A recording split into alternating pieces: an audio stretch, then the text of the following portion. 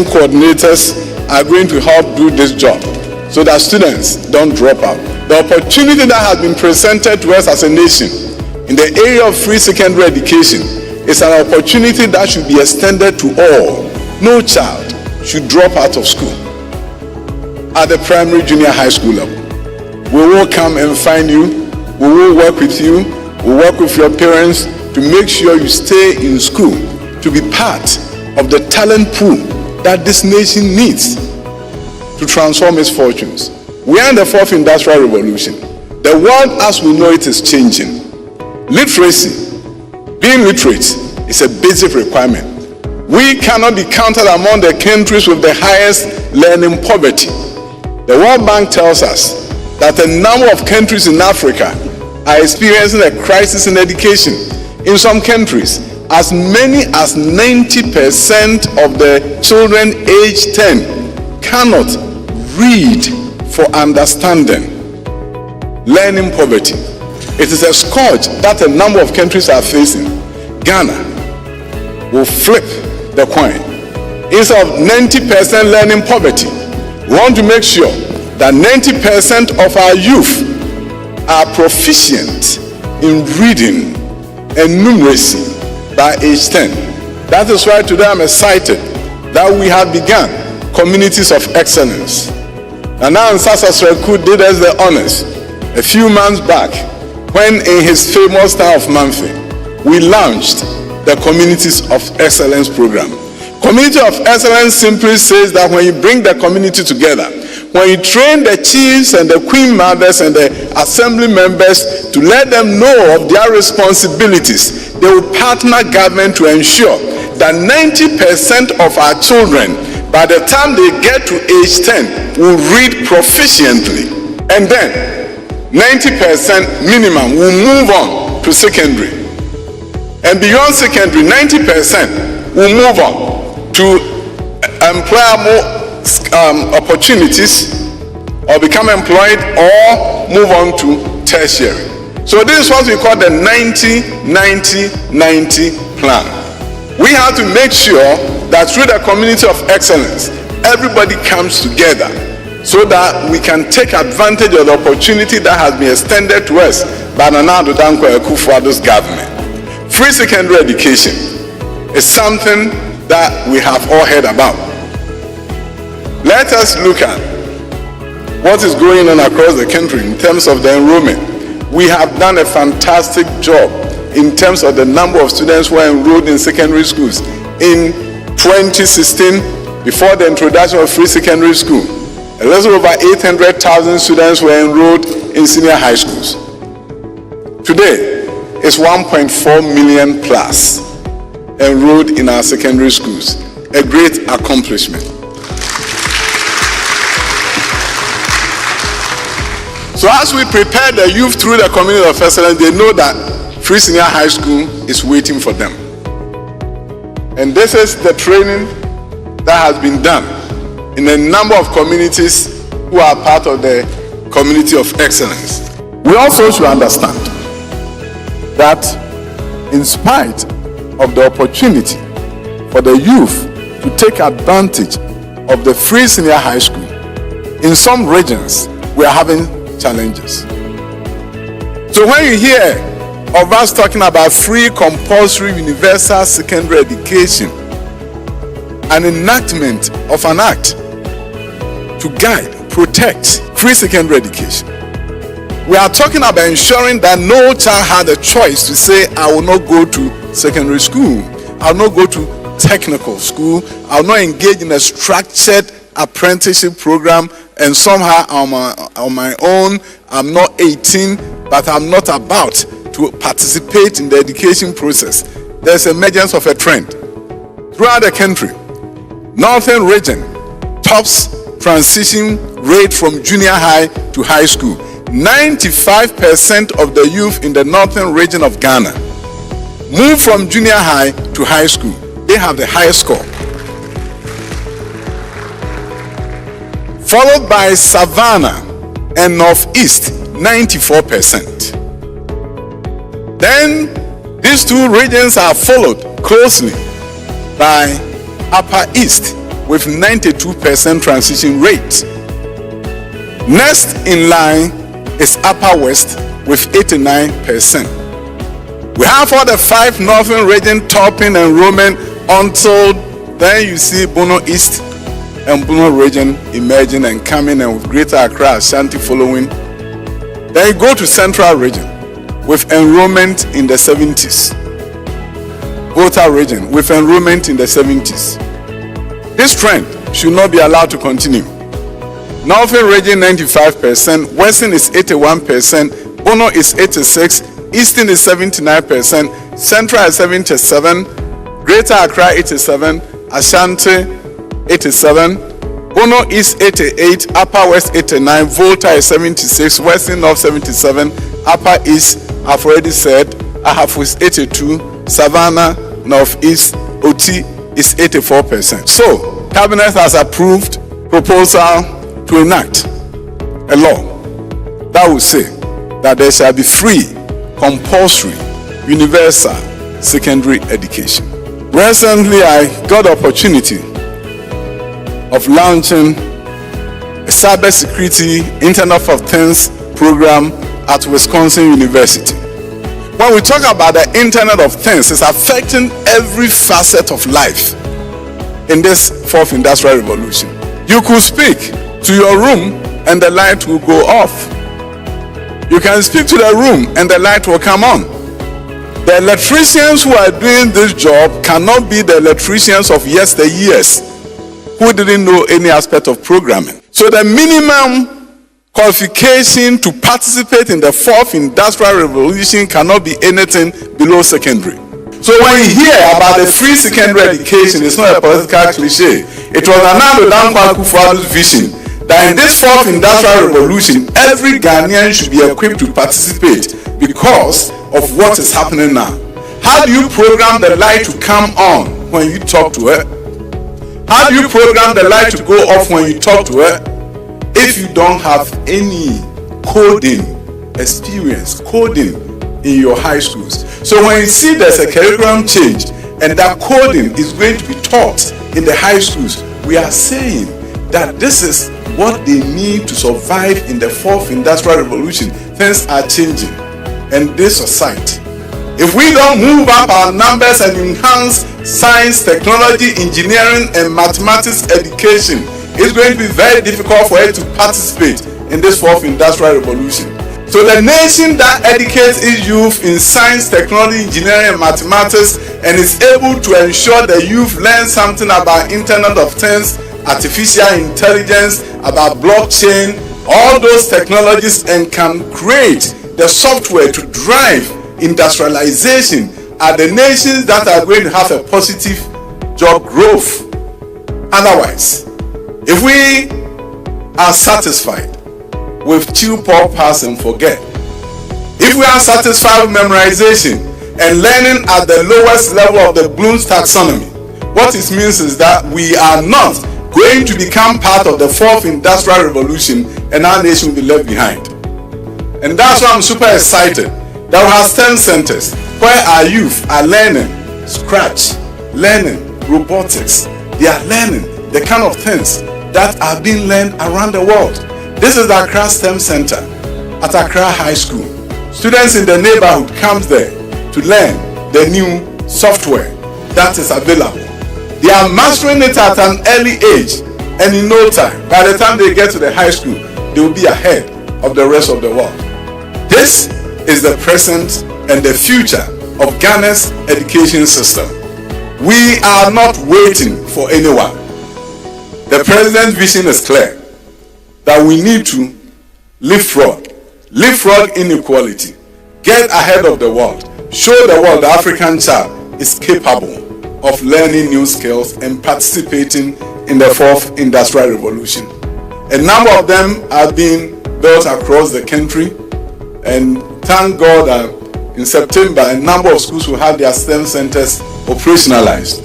They have 3D printers here, which is very rare. Somebody saw this on TV and called me and said, "Is that Ghana?" I said, "Look at the faces of the children. They are Ghanaians." And he called me from America and he said, "The school that my child attends in America, we don't have this." I said, "Yes, Ghana is making great great strides. This is secondary, and also shows something that has been done in the primary and junior high school stage. Let's look at what has been happening at the primary school and also at the kindergarten level. And then we'll take you all the way through high school. I'm going to be very brief in every aspect of it so that you can understand what has happened. I'm sure we're all familiar with buildings like this. Yeah, some of us may have sat in rooms like that, rectangular shaped buildings, painted brown and yellow, where the students wear brown and yellow uniforms. And some of you have run away from here. You said yes, you are right. But these buildings that you see, thank God, under the leadership of the president, when we move in the area that we are moving, it will be a thing of the past. We are moving from here at the junior high school level to spaces like this.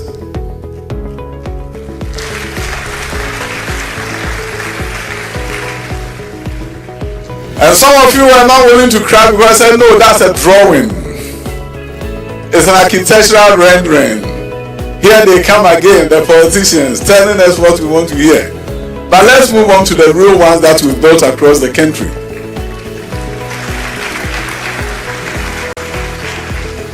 This is the new junior high school in the Republic of Ghana. In a town with 7 junior high schools, when we build this, all the old buildings will be deserted and abandoned, and we'll move all the students into a building like this. In a junior high school where we have biology, chemistry, and physics lab, a STEM lab, that is the 21st century junior high school. Because we cannot educate 21st century Ghanaian children in 19th century buildings and expect them to be proficient as other children in other places in the world. And by the way, they also have the flexibility at the community level to change their uniform and make it what they want.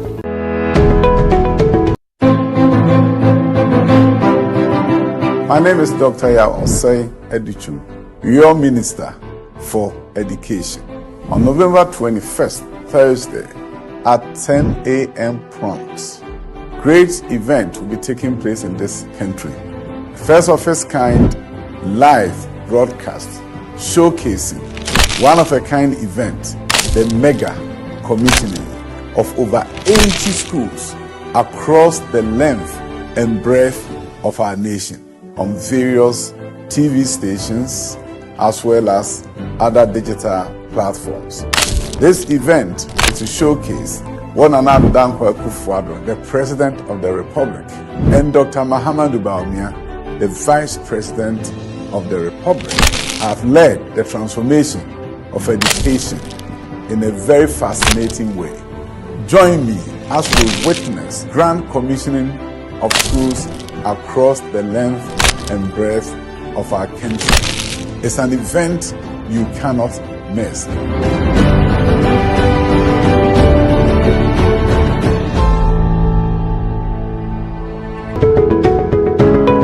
This is what happened in my constituency when the government made available $1 million to every constituency.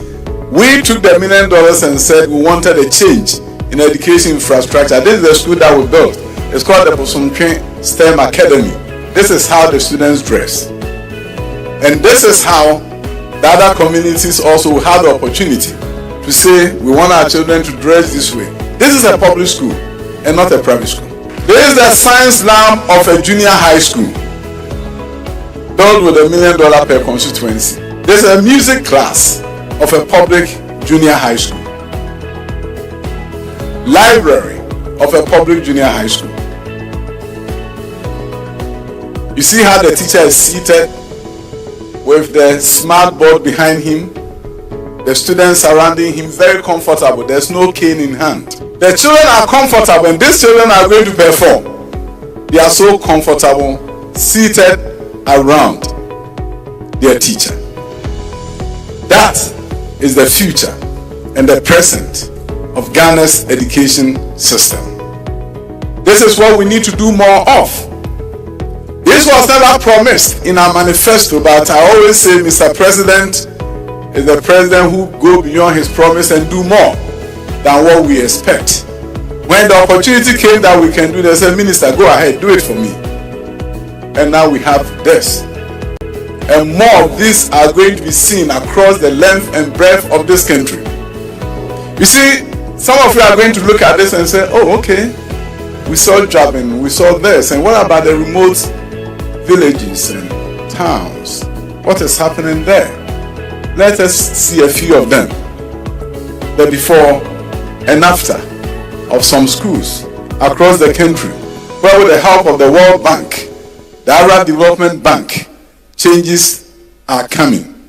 This is a town called Jitokwe in South Tong in the Volta region. This was their classroom. Looks familiar for some people. Now let's move on to what we have done the last 4 months. So in a number of communities, we want to make sure that change come, and change come rapidly. We have to move the children from somehow, sometimes it's not just 19th century, so 16th century. We have Ahafumai, look at what the building was and where it is now. You look at other school, this was a demonstration school, truly demonstration. Now look at what the school is like. Azan was like this, by the roadside, show and tell. So Electoral passed by the roadside, and this was Azan. This is it. Now, Azan Basic School, they have a WC and number of places. This is a school called Nagode, and the town called Nagode, near Nyinahini. When school begins in September, this will be completed, and that will be their school. All across the country, we cannot leave out the rural child and expect only the urban children to benefit from government intervention. We need to tap into the talent pool of all Ghanaians so that we have the critical mass that can lead the transformation of our country. It is in our interest that every child benefit from quality education. But we know education goes beyond infrastructure. That's why I'm super excited that for the first time in our history, you need a bachelor's degree to teach even in the kindergarten. First group of students who graduated are going to start their teaching career soon as they prepare to go through the processing process. They recently applied, they selected the communities where they want to be, and the application process is ongoing to put them in a place where they will be able to teach our children and ensure that we meet 21st century standards. In alignment with this, a number of schools at the junior high school level have received computers from the government. We are equipping junior high schools through the Basic STEM initiative so that in communities we'll be able to ensure that they have a fully equipped lab to ensure that they also can learn ICT and other skills that are required of them. We are going to be distributing robotic kits under the Basic STEM program to a number of schools to ensure that all children will benefit from the government's intervention. At the senior high school level, we have a number of model STEM schools distributed across the country. Awaso STEM Senior High School, Accra High School STEM Center, Kwasi STEM High School in the Bono, Bomosu Eastern Pasempe, and there's the Bomosu School with the science labs that are there. It's operationalized. It's a full STEM high school. Awaso is one of the fascinating stories. A new school built in Awaso, and look at the environment. In case you hear somebody saying Nana Addo Dankwa Akufo-Addo has not built a single school, we've done so much. Your tax cedis have been used to your benefit. Awaso, Pasempe, go and see the students doing experiments. This is not about chew poor pass and forget. That era is over. This is about a place where children are innovating. So this is the learning environment, practical learning environment, as espoused in the Anamwa Mensa Committee report, that science teaching should be practical. Now it's happening. So when you look at what has been done, this in Ashanti region, they are finishing up next academic year. It will be opened. We are also working on the Creative Arts High School in Kumasi, which is going to get students from across the country interested in creative arts. That is going to be a school that is second to none, because this is where the next generation of creative artists will be trained for our country and for the world. To me, it's Ghana to the world. Our artists should be the best you can find anywhere in the world, and we're going to take a conscious effort to educate them so they can move on and showcase Ghana and bring critical resources back into our country. We have seen various interventions in education. The 1987 education reform gave us the junior high school. Now, the junior high school, unfortunately, as you can see from various schools that I've shown you, find themselves in the old middle school buildings, run down, dilapidated, which in effect diminish our education system. We used to have 7-year secondary. Then it became 3. We jettisoned 4 and put the lower secondary, which is supposed to be secondary by the way, in dilapidated structures. So when you hear of the free compulsory universal basic secondary education and the secondary education bill, we want to rectify that. Junior high school cannot continue to be part of the basic education system.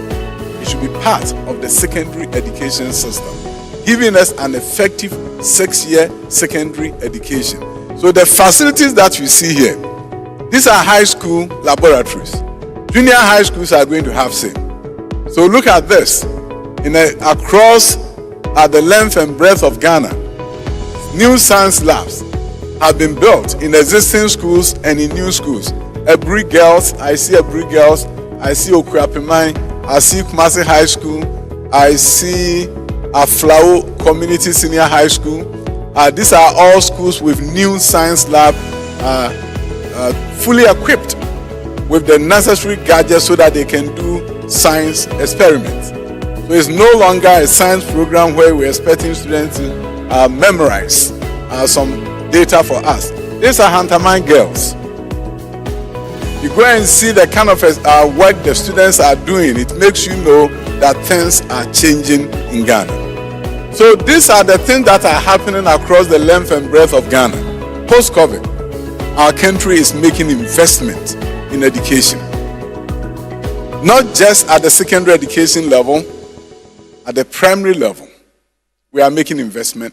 At the junior high school level, we are making investment. We want to assure Ghanaians that the free senior high school will continue to be implemented the way it should be. Enrollment has increased. I think we've talked about that. And I'm sure it will continue to increase this year. With the 505,000 students enrolled in Form 1 this academic year, the next academic year, we might see an increase. But one of the exciting things is that we have attained gender parity. In fact, there are more girls than boys. Before free senior high school, for every 100 boys, you had 68 girls. Because parents were making some unfortunate decisions where, when they have limited resources, things are difficult for them. They choose between the boy and the girl, and then the boy gets selected. Then the girl can go and learn some trade, and the boy gets to go to secondary school.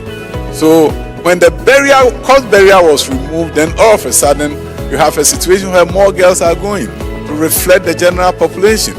So Ghana is one of the few countries in sub-Saharan Africa that have attained gender parity in secondary education. Now, you also hear other people talk about the free senior high school had diminished education outcomes. And sometimes when I hear that, I say, what kind of planet do they live on? Free senior high school has somehow destroyed education. Now that the poor gets the opportunity to go, everything is bad because the poor is in the room. We need to bring everybody on board. Let's look at the data and judge for ourselves. In 2015, 45.2% of our students got a credit score in English language. 45.2, 2015. Fast forward, 2023, 73.11% have A1 to C6. Let's go to 2015, integrated science, 28.7, 966.82. And look, mathematics, 32.4 is 62.23. Social study, 57.4, 76.76. And in case you are saying it's just 1 year, probably by accident. No, look, from 2020, as the free senior high school students began to graduate, there's not a single year where any subject has been below 50%. All the ones that are red was when the subject was below 50%. After 2020, you don't see red. I congratulate the teachers of Ghana, headmasters for their hard work, and for their determination even through COVID. They came back, they worked hard, and their students did well. To every one of you watching, I want you to know that a new Ghana has been established. We are moving on. Change has begun. Change will continue. We're going to get you into a nation where there will be opportunity for all, a robust middle class, going through universities, making sure we do relevant courses, helping you to secure jobs, innovating ourselves out of poverty. Yes, I hope will be the Ghanaian story in the years ahead. God bless us all.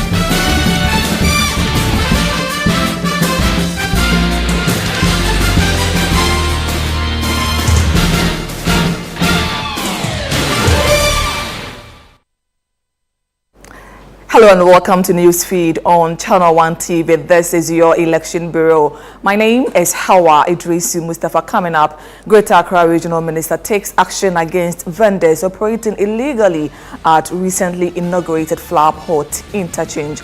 Also coming up, Bank of Ghana Governor confident new headquarters will improve efficiency and contribute to stabilizing local economy. Coming up in business, governments commit to collaborate with Bank of Ghana to achieve overall macroeconomic stability. And later in sports, 24 countries set to compete in 2025 AFCON to be held in Morocco. The details of our stories now. Now, the Greater Accra Regional Minister Daniel Nikwate Titus Glover has taken decisive action against vendors operating illegally around the recently inaugurated Flower Pot interchange in Accra. In a viral video circulating on social media, Mr. Titus Glover is seen dismantling tables and chairs set up by hawkers who had defied prior warnings to vacate the area. Now, earlier when Channel 1 News visited the interchange, a young lady, Sahada Tuseidu, was seen selling under the newly inaugurated flower pot intersection. According to her, she has only returned to her old selling point. Channel 1 News' Fred Duho engaged her earlier today. This is how it starts when new roads are constructed and intersections such as this. You see that people have started selling their products here, and here we see a young lady selling coconut and having her breakfast. How are you? I'm fine. What are you doing here? I'm selling Selling what? coconut. Where did you used to sell the coconut before this place was constructed? Yeah. You've been selling it here. So after the project is constructed, you are back to your base to sell. Yes. Oh. But this place doesn't look like a market.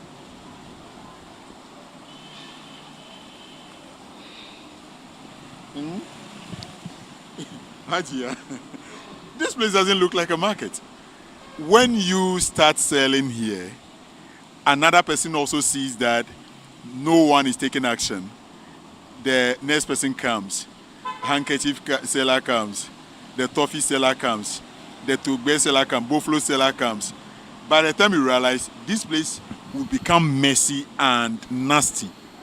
Already you are eating in polythene bag. You may end up leaving it here and leaving, and the place will become so dirty. Is that right for us as Ghanaians? No. It's not good for us. Now, the regional minister's move is in line with efforts to maintain the structural integrity and aesthetic appeal of the newly commissioned project, which is expected to enhance traffic flow and connectivity across the Accra-Tema motorway. Let's take a look at the regional minister.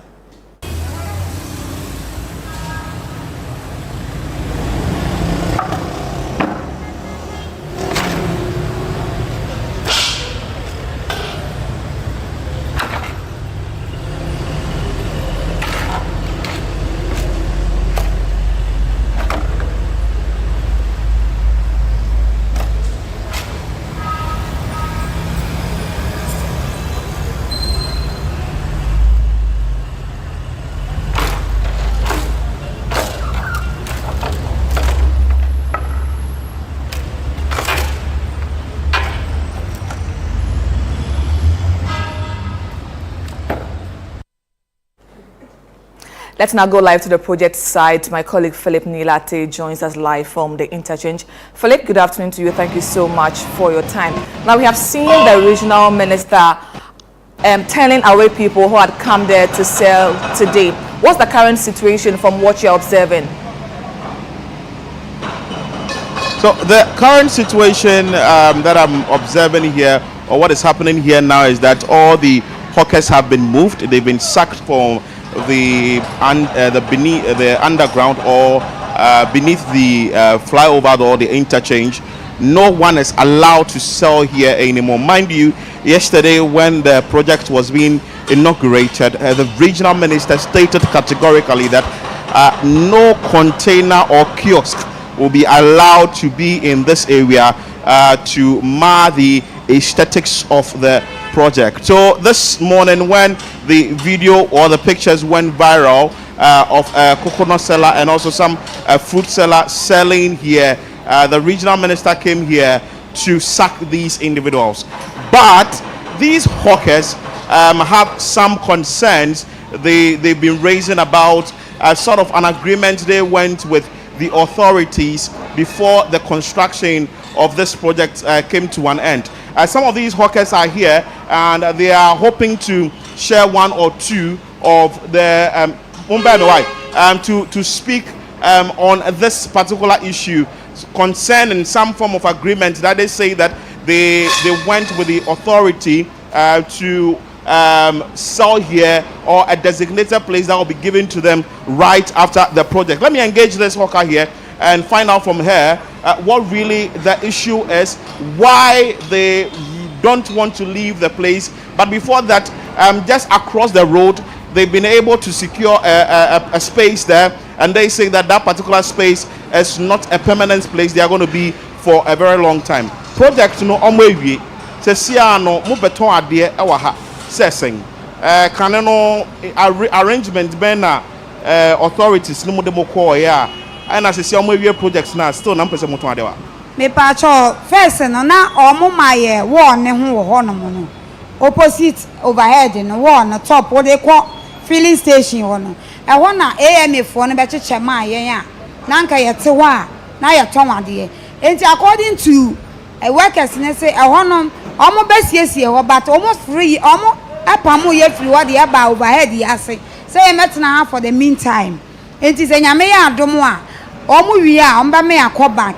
Enti ye wo kura bi baka che say o de omo ye no omo wi enti e betimi akọ but ye omo say omo ba two pavement wo ye yachi enti ye twa omo so omo ba two pavement no afa ye hu de ye hu ya ne say omo de flower omo de black soya begu de flower asisi wo afa over de asen so omo de ba ye omo pam ye sama ye ntena obi nso land ni akotena so but omo be pam ye say wonye pavement place I was say ye tena enti ye table ni ye containers omo mpe wo ho enti na omo bebubu ni nyina ye sra wo mo ye sra Ghana panimfo sabi nye nyina ye timi ko school a ye betimi akotena office enti ye sra Ghana panimfo say se mukura ba bi inside ho na omo agye no e na omba ye bibi kakra kura ma yen na omo bagye bibi kakra mpo ana so omba ye ho bibi kakra ma ye na AMFo ne be twa so ama ye na omo behwe ye so ne omo bagye bibi a month kura ana week bi atakiti kura ye sra wo mo ya pa wo mo chow because bro no ete so mante ma ho no mante atwi no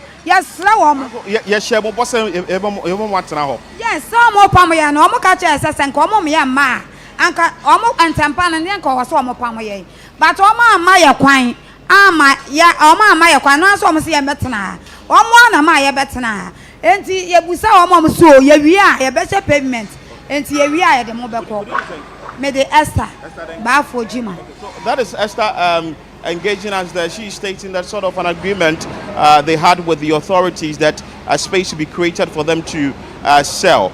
But the directive still holds from the various authorities that no individual is allowed to sell within this space, and that is what the regional minister Titus Glover came here to enforce. We will still engage other authorities, i.e. the LECMA, that is Legislative Municipal Assembly, and also Ayawaso West Ward 1, and find out from them what they are going to do to protect this place or to ensure that sort of the place is kept in a way that individuals wouldn't come here and sell. But for now, however, this is the concern that the hawkers are sharing, that an agreement was had between them and also the authorities that after the completion of the project, a space will be given to them for them to sell. But now no hawker is allowed to sell beneath the flyover.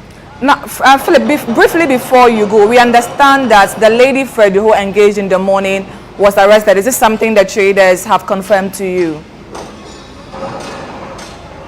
Well, let me ask the traders about that. I think that the lady I spoke to this earlier, Nipana na auton coconut ewo hono anapana yese ebeche no what hu asem me pa cho I want de anya ye side ye te ye wa ha no pana na minister bi ba ye se e friend no Titus Global Titus ye wa ha no ba no pan se ye se kube wura bi me kwa na mete ha eno se ye se kube wura bi a hwedwa wa na so dada anya ye place ya but I down ho no that one what they call assemblies no yeah ya can say president former president Mahama Road no they call down one honum na na say nipa krotie but ye place ya there obi an hwedwa wa ha enti man te say ye na na say anje no obusa ye ana okọ na nim ti me dem an te say ye no. So that's what she's also saying, that she didn't hear of any arrest of this individual. But what we know is when we visited that side, the coconut seller is not there anymore. That tells you that the enforcement that the regional minister is asking that should be placed here is working. Grateful for your time. Philip Nilate is my colleague here at Channel 1 TV and City FM. Away from that, the Bank of Ghana has inaugurated its new headquarters, the Bank Square at Ridge here in Accra, aiming to cut operational costs and enhance efficiency. After 67 years at High Street, the move is expected to align the bank with global central banking standards and address increasing operational demand. Operational expenses rose by 400 million cedis in 2023, reaching 3.1 billion cedis. Governor of the Central Bank, Dr. Ernest Addison, expressed confidence the new facility will improve efficiency and contribute to stabilizing the local economy during the inauguration ceremony here in Accra. Over the past 67 years in operation, the core functions of the central bank have expanded both in terms of scope and the number of functions following the fast-changing domestic economic landscape presently. The number of branches of regulated institutions, personnel, and systems that must be supervised have expanded significantly, and we cannot ignore the monumental evolution of banking services, the corresponding increase in the number of consumers of those services, and technological advancements that have changed the financial service ecosystem in Ghana, bringing on board licensing and supervision of mobile money operators and financial technology firms. As you may be aware, Bank of Ghana has multiple offices in the city of Accra, and with a strategic plan to harmonize all these operational units at the headquarters under one roof. This new head office provides us with the opportunity to better streamline our operations, improve communication, reduce costs, and create the needed synergies for efficiency.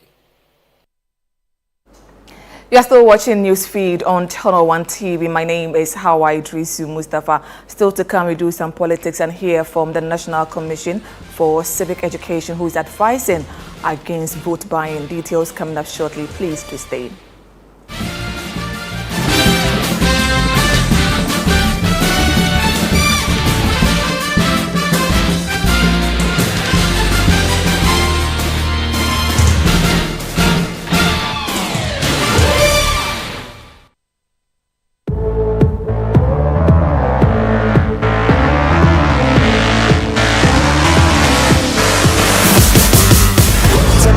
Is this thing on now? I've been working long like a marathon now. Tying up words, making them a ball now. Tell me, we turn on the alarm now. I got a message when they put it in a song now. I'll see you later, all the haters got it wrong now.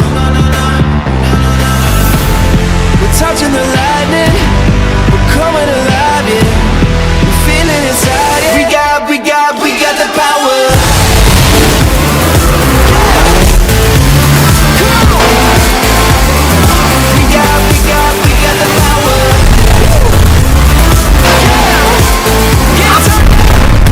Where power meets elegance. Call us on 0501 772222 or 0501 773333. In the heart of our communities, change is not just a dream, it's a promise.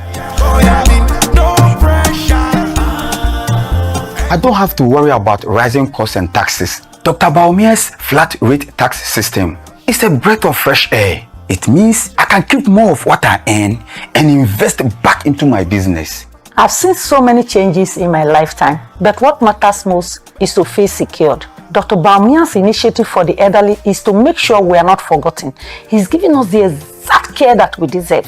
With digital skills training, I am no longer worried about the future. Dr. Baumia empowers us to thrive in a digital world, making us ready for tomorrow's jobs. Job opportunities are crucial for my generation. Dr. Baumia is committed to creating job opportunities and entrepreneurship. With his vision, we can build our dreams. Together, we can transform our nation. Dr. Baumia's plan arranges policies. They are pathway for prosperity for every Ghanaian. It's time for leadership that listens and acts. A vision for all of us, where every voice matters and every dream is possible. Vote Dr. Mahmoud Baumia. Esoroho, vote number 1 on the ballot. In a forgotten time, she ruled with a fierce heart. Amwenima, beloved goddess, destined for eternal slumber. Is it a claw? Forgotten by time, she awakens in a new era, searching for her place in a world that has moved on. Amwenima's era. Rediscover the legend.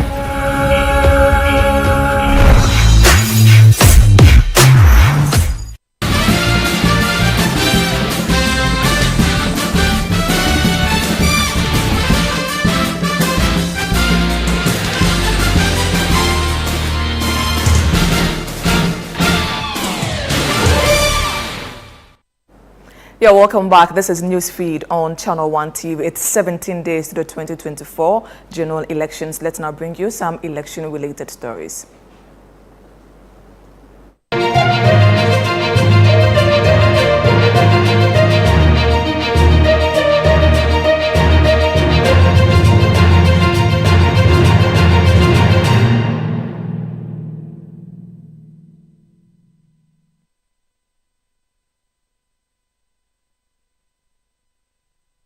Now, the governing New Patriotic Party, NPP, says it has uncovered a plot by the NDC led by retired COP Kofi Boakye to cause mayhem in the Ashanti region ahead of this year's elections.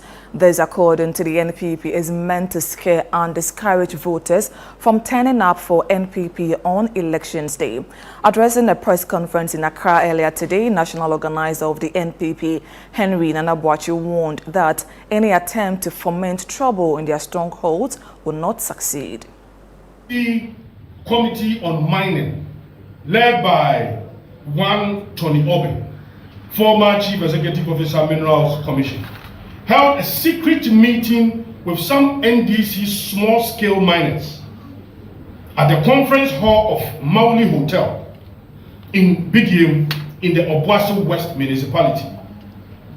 One of the aims of the meeting was to recruit some members of the pro-NDC small-scale miners to form part of the NDC's Eagle Force Vigilante Group, which will be deployed to some NPP polling stations with the aim of causing mayhem on election day.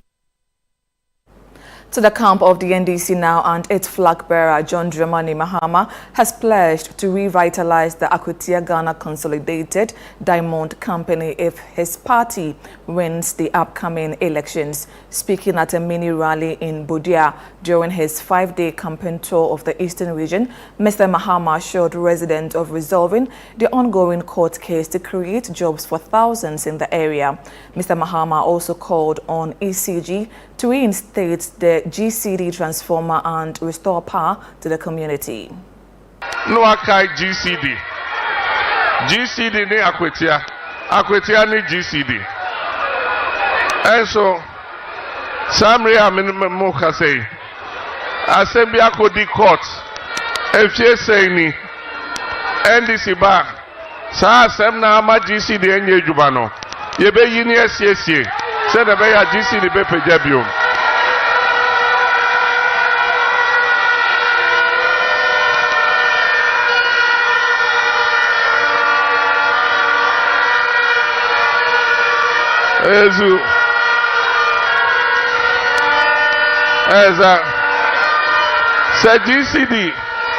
GCD starting a Juma Bioma. Ebetimi ama a Juma to more than 1,000 people. Yaba, Yebesi Asemno, near same GCD, now starting a Juma Biom. Na Areho Sama Woho, GCD and Jumanti, transformer. A train electricity, GCD, and then Chrome Cra, a chat GCD Asiano, and Bosoman 9 years, Ominamudasum. The National Commission for Civic Education, NCCE, has called on Ghanaians to reject vote-buying practices in the upcoming December polls. This comes after the coalition of Coalition of Domestic Election Observers, CODEO, reported cases of vote buying in regions such as Ashanti, Savannah and Western. NCC chairperson Kathleen Addy, in an interview with Channel 1 News, warned of the harmful impact of vote buying on national development and urged citizens to prioritize the country's future over short-term gains. You should not be gleefully going to get your share. We should ask ourselves as citizens that where is the money from? Because again, I have repeated so many times over the course of this year and even last year that there is no free money anywhere. Wherever the money is coming from is going to go back with interest. And ultimately, we the citizens will pay the bitter price in the form of truncated development. Because if we elect people who have gone and acquired debt to come and share the money for us so that they win the election, once they win, their focus will not be on the mandate, their focus will not be on doing what they are supposed to do for the people, their focus will be on going out there to find a way to recoup the money, go and pay back to wherever they got it from, and then going to get more money for the next round. And so it works against our interest to continue to support this culture of money sharing, and monetization in political campaigns and elections.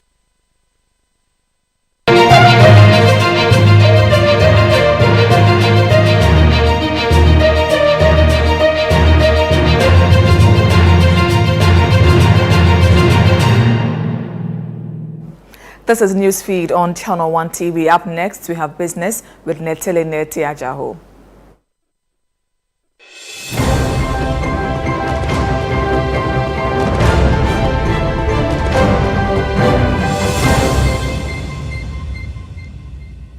Hello, Net. Good evening. Good evening, Hawa. What's in the world of business? We know that today the Bank of Ghana's new building was commissioned. The government is assuring that they will collaborate with the Bank of Ghana to ensure that the financial sector is stronger. Please give us the details. Okay. Finance Minister Dr. Mohamed Amin Adam has expressed government's commitment to collaborate with the Bank of Ghana to achieve overall macroeconomic stability. Speaking at the commissioning of the new Bank of Ghana headquarters in Accra, Dr. Mohamed Amin Adam stressed that this partnership is crucial for promoting sustainable economic growth and building a robust financial system. The strong collaboration between the Ministry of Finance and the Bank of Ghana have been instrumental in steering our economy out of the crisis we faced. Indeed, we must recognize that our nation is strongest when we each draw from our strengths and meet our responsibilities with a commitment to leave a legacy beyond our time in public service. And based on this collaboration with the bank, I can report, Mr. President, that you have steered this economy to strong recovery. The economy is getting stronger and stronger by the day under your leadership. Macroeconomic stability is returning faster. Growth has exceeded targets, and you've invested heavily in infrastructure and human development. And we also know that the banks are posting strong, impressive performance across key financial ratios. Energy stakeholders are urging the newly confirmed Substantive Minister of Energy, Herbert Cropper, to expedite efforts in addressing critical challenges in the energy sector, including debts owed to IPPs before his tenure expires. This comes amidst plans by 3 IPPs to shut down operations starting Monday due to unpaid debts by the government. Speaking to Channel 1 News, Executive Director of the Center for Environmental Management and Sustainable Energy, Benjamin Sia, stressed the urgency of the situation, warning that the Energy Minister, Herbert Cropper, must act swiftly to prevent the planned shutdown, which could have significant repercussions on the energy sector and the economy. The first step is to engage the Minister of Finance to ensure that the Minister of Finance makes available dedicated funding, or it directs a dedicated source of funding for this power sector debt or shortfalls. I think that's the first thing he must do. In doing that and knowing well the dedicated source of funding or that particular source of funding to offset this particular debt, that he goes to engage these IPPs First of all, he must tell the IPPs the source of funding and how these funding will be allocated to them and the specific time that these fundings will be allocated. This generates trust between government and these IPPs, because already the independent power producers, especially Sonora Sokole, has lost trust with government. And also some of the state-owned entities that also produce power have also lost trust with government. So we at CMC believe that only when a dedicated source of funding is shown to these power sector service providers will they relax their anxiety or their position of cutting off power production from the national grid. And that's all for business. My name is Netelinete Ajahu.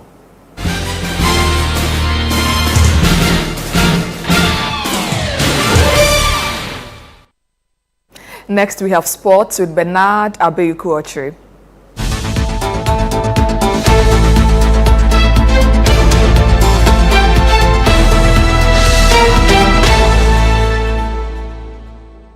Hello, Abeku. Good to see you. Good to see you too. It's unfortunate that we didn't see the Ghana flag in the teams that have qualified for the AFCON next year. True, and it's sad if you want to extend it to see countries like Mozambique going to Morocco, next year December, and there's Sudan. No Ghana. Sudan is going. Yeah, We Sudan are is still going. here. Yeah. We all watch on TV. Please give us the details. All right, let's get into it. We can know more, in relation to this now. 24 teams are set to compete in the 2025 Total Energies African Cup of Nations, which, have been confirmed with Mozambique, securing the sport or the final sport after a 2-1 victory over Guinea-Bissau on Tuesday.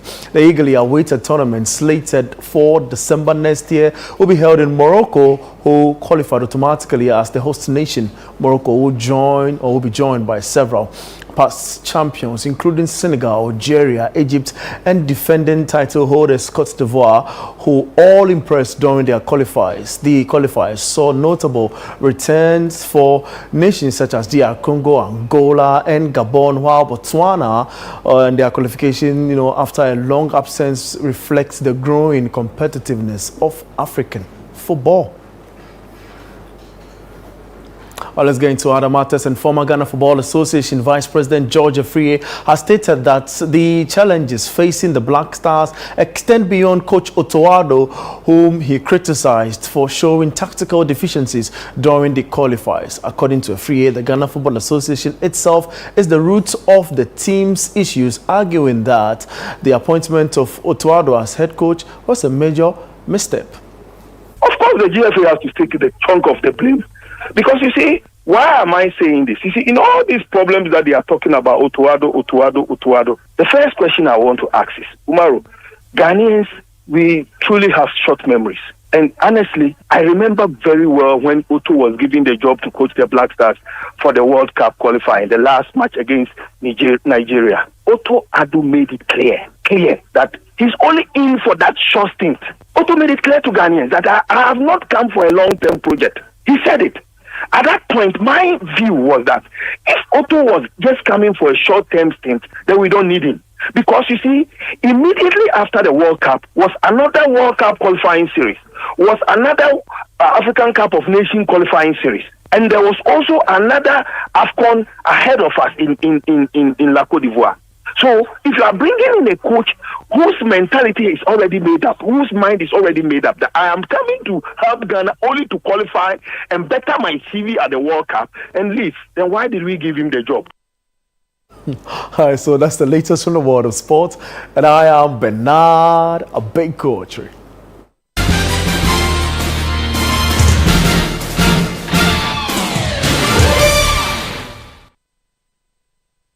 And that's it for Newsfeed on Channel 1 TV, the Election Bureau. Kindly join the conversation with the hashtag GhanaPolls2024. My name is Hawa Idrisu Mustafa. Many thanks for your company.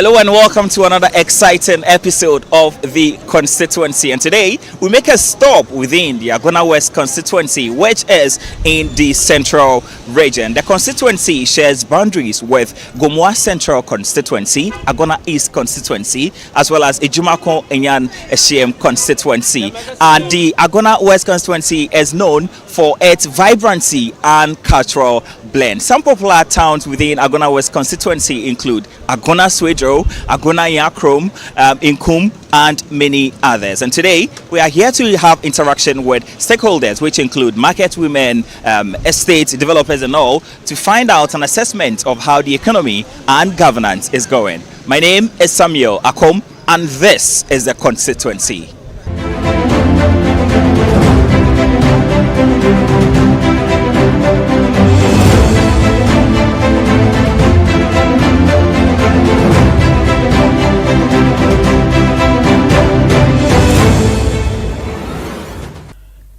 The Agona West constituency has a diverse population with a mix of different ethnic groups and economic activities. The major economic activity of the population is predominantly agrarian, with the slight sections engaged in trade and other small-scale businesses. Crops cultivated include cocoa, cassava, maize, and vegetables like pepper, tomatoes, among others. The constituency also boasts of notable second-cycle institutions, which include Swedro School of Business, Nyakrom Senior High Technical School, Nyakrom Sedek Senior High School, among others. The Agona West constituency has a voter capacity of 80,873, distributed across 31 electoral areas, namely Abronye Asesim, Nsawam Mantiman Kebi, Otabiru Krom, Onwani Deswenim, Anchanse, Sabo Zongo Inkubase, Inkubem Tepro, Bibianeha, Yarawa Zongo, Mahoje, Insusu Soso, Jenho, Yabem South, Yabem North, Old Zongo, Wawase, Nana Adasemase, Apa Okudro, Zongo Odumase, Abra, Apa Bobikuma East, Apa Bobikuma West, Lower Bobikuma, Kwaman, Abodom Anafo Adanse, Abodom Etifi, Kukrentumi, Inkum, Ahmadonko, Otenkrai, and Edukrom. But what has been the electoral trend over the years? According to Channel 1 TV's research unit, the Agona West constituency has statistically been dubbed an NPP-safe region, as constituents frequently lean towards the party during the presidential and parliamentary race. At the end of polls for the presidential portfolio in 2008, the NPP's presidential candidate Nana Akufo-Addo won the constituency with 23,147 votes, representing 52% of total vote cast, while the NDC's presidential candidate John Evans Atta Mills polled 19,735, representing 44% of the total vote cast. In a runoff of the 2008 elections, which was necessitated because no candidate obtained 50% plus one as required by law in the polls, NPP's Nana Akufo-Addo had 23,156, representing 51%, whilst the NDC's John Evans Atta Mills polled 22,103, representing 49% of the total vote cast, signifying Akufo-Addo's victory in Agona West by a 2% margin. In 2012, Nana Akufo-Addo garnered 28,012, representing 50%, with NDC's John Mahama gaining 27,371 votes, representing 49%, signifying NPP's victory in Agona West with a mere 1% margin. At the end of the 2016 elections, Nana Akufo-Addo of the NPP received 32,142, representing 58%, and the NDC's John Mahama received 22,208, representing 40%. The constituency once again saw a victory of NPP with a wide margin of 18%. In the most recent elections, election 2020, Nana Akufo-Addo polled 38,888, representing 59%, and John Mahama of the NDC garnered 25,959, representing 39%, meaning that the NPP won the constituency with a 20% margin. The data, consequently, suggests that the NPP since 2008 has won the Agona West constituency in a presidential election. The closest the NDC came to winning the constituency in terms of presidential elections was year 2012, which saw an NPP victory with a slim margin of 1%. Let's take a look at the parliamentary elections, where in 2008, Joe Kingsley Hackman, representing the NPP, garnered 18,951, representing 42%, with his key contender, Francis Kojo Arthur of the NDC, polling 12,613, representing 28%. In 2012, Charles Obin Inkum of the NDC polled 30,166, representing 42%. The NPP's candidate Samuel Kweku Obodai polled 25,397, representing 28%. In 2016, the NPP introduced a new candidate called Cynthia Mamley Morrison, who garnered 32,770, representing 58%. The NDC, however, marinated the sitting MP at the time, Charles Obeng Inkum, who lost after garnering 23,423, representing 41% of the total vote cast. In year 2020, NPP's candidate and incumbent MP Cynthia Mamley Morrison polled 30,513, representing 52% of the total vote cast. The NDC's newly introduced candidate Paul Ofori Amwa polled 27,673, representing 47%. The NPP's candidate Cynthia Mamley Morrison won the election with a 17% margin. Evidently, since 2008, the NPP has won the Agona West constituency 3 times, while the NDC has won just once.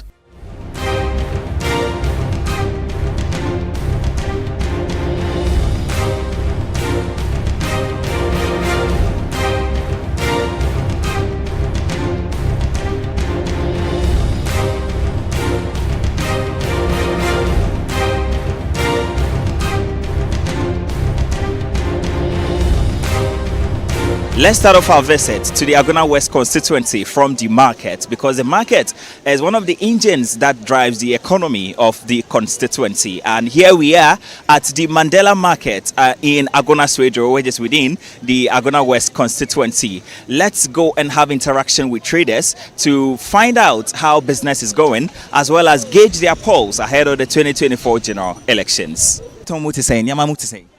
This time I did talk from Kula.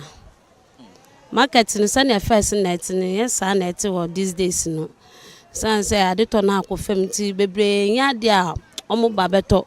And I dread the phone ban, so I do also say one obetono. So it will be a press or the no business, or a teacher new, or a police, or a day new, or per se, or the business tacky. Into business people, I do also say one man babetono. So when one day, then saw Mama, market and I there, I could film. Obia yes, cause mammy be a store, mammy yes say. Into why never better. Ye na ya press a business. Into why never better. So one day. Into I do turn a wolf film. First, make a cram to make a farmer call. Be a 25 bars, 27. In the make a cram out to 7 bars. Because who turn baby out by unyatofu. Unya coffee, uswa coffee in kakra.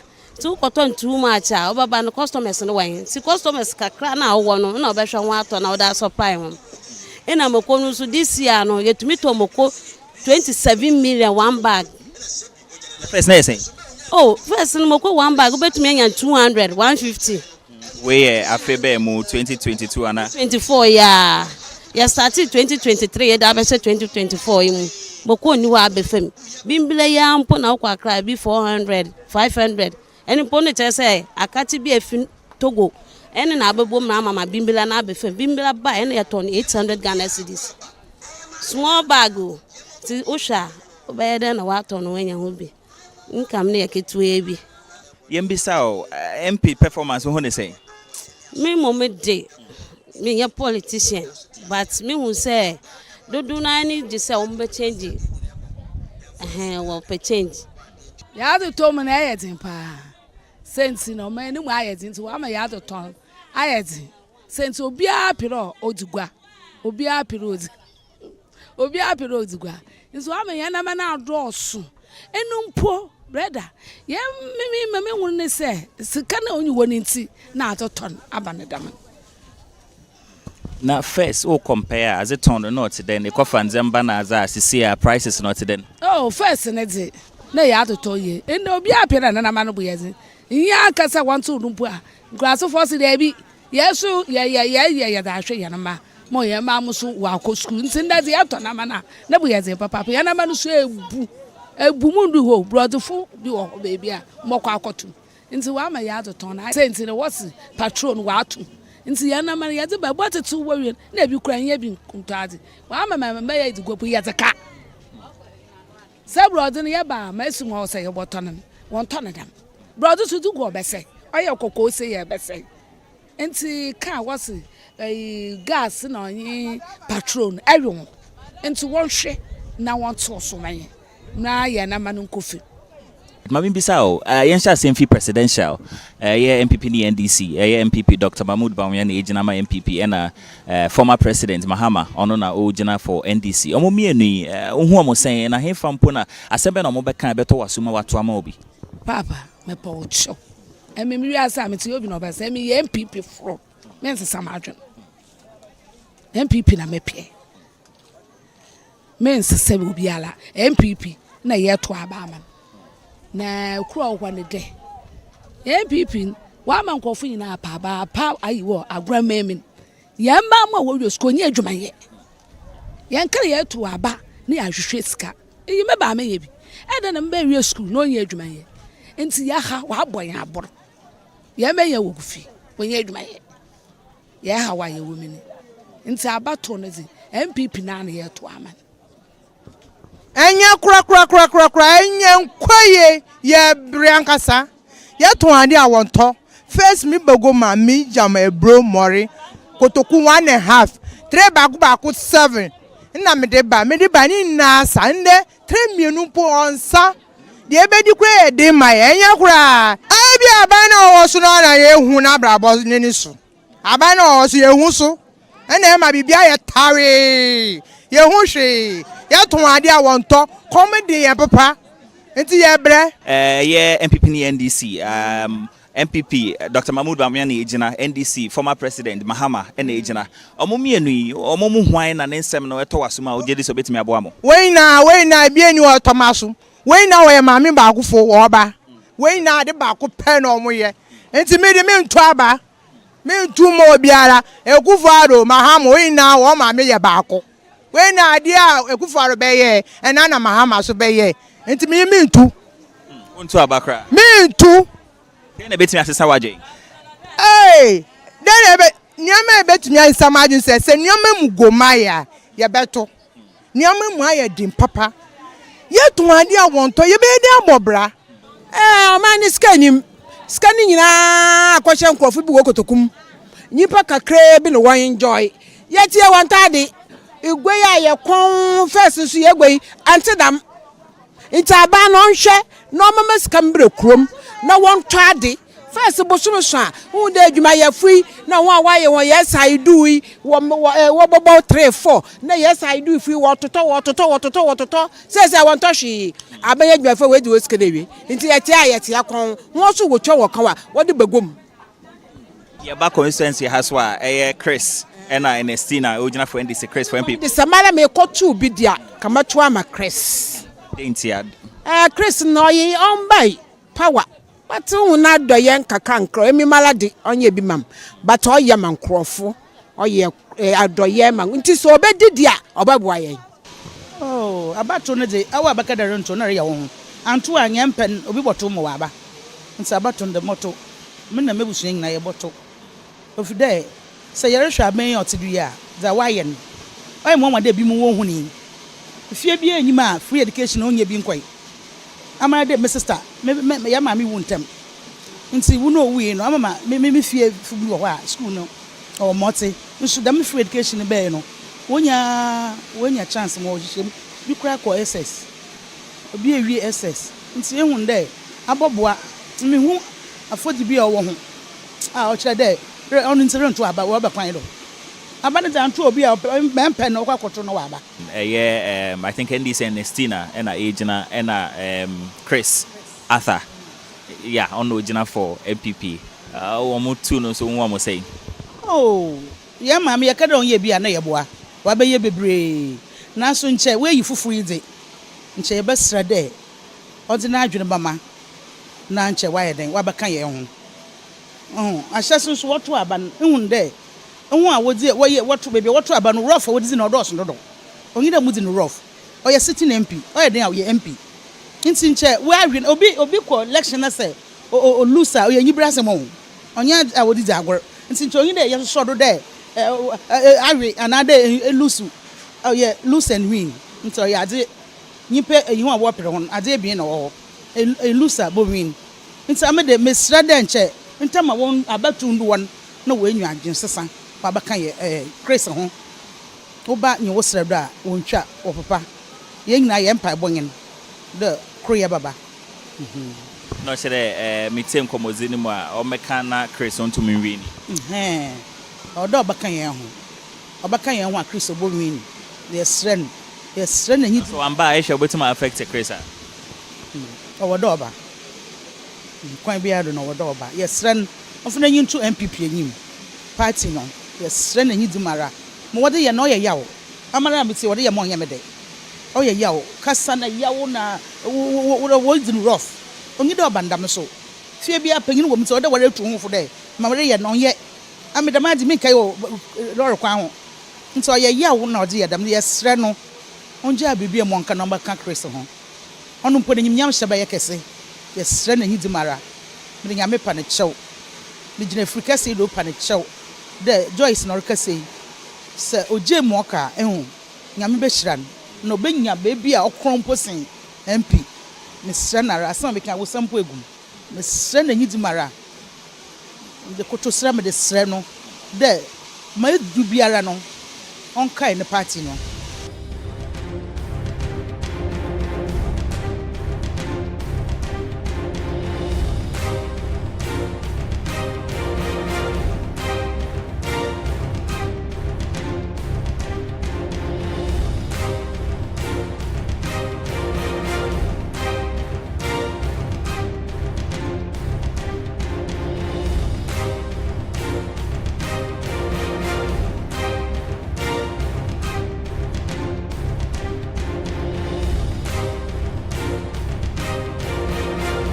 From the campaign trail to voting day and the final declaration of results, Channel 1 Television is covering it all. We'll be on the ground in all 276 constituencies, so every voice is heard and every community represented.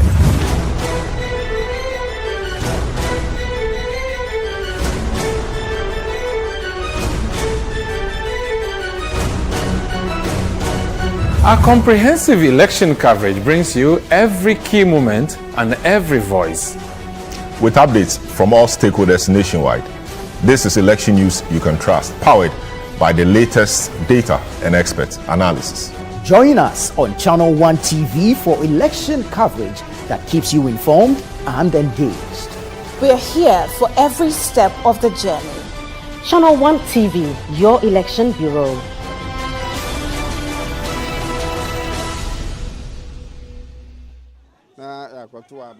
But you go so. I think say mo bia pen so but na asumje mo.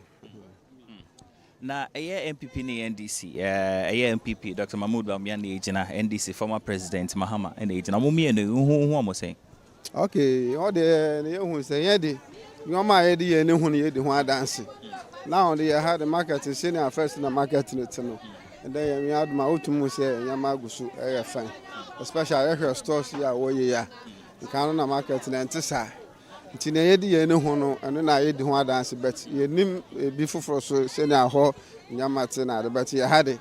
ye de ho adanse se MPP aban wa ye bia ma he bebre moto papa Ema moto angasa me to am ba umia me na nanu menum wo free education me tia so me hwa me mban mo to na metam papa me yi kogom etama mo to no pon do wo mam ibi ho wo mam pon enu se enu mo de hwa me ya mo di wi school nti se ya me ayam adom ne bia aba na so butu school fees na mo so me fe ya me da na ase wo ho Yembra constituency has say eye omo mujina eye Chris Arthur na ejina for MPP na Ernestina na ejina for NDC mo mie no why na no so beche se beto me to ma ba me na me to ma Chris me siri Chris na pepem tim Denti na wo kanisa denta say asunu bia na bagina ne nchen na olukwa na oye ya odene na pimpian nti me to ma Chris hwa abamba bi ohwa na wa sha ahenchaw ohwa na wa sha we fura kente ohwa wa sha iseluma adi bata nti wo sha san ya na enwini na yekọ hwa nka obedama nti afide me nsesa ma adwe. This particular stretch is a major road leading to the Buche estate, and residents here have raised concerns about the devastating state of this stretch on livelihood and businesses. Other concerns have been raised along the lines of high rent pricing and cost of living. Currently in Ghana, life has been a little bit hectic, though. You see, I for one, I happen to be an architect, and looking at the economic crunch, the situation in now, we are finding it difficult to get clients to be working at our various sites. Right now, as I speak with you, you see my motorbike is on. The moment I turn it off, it means I have another challenge.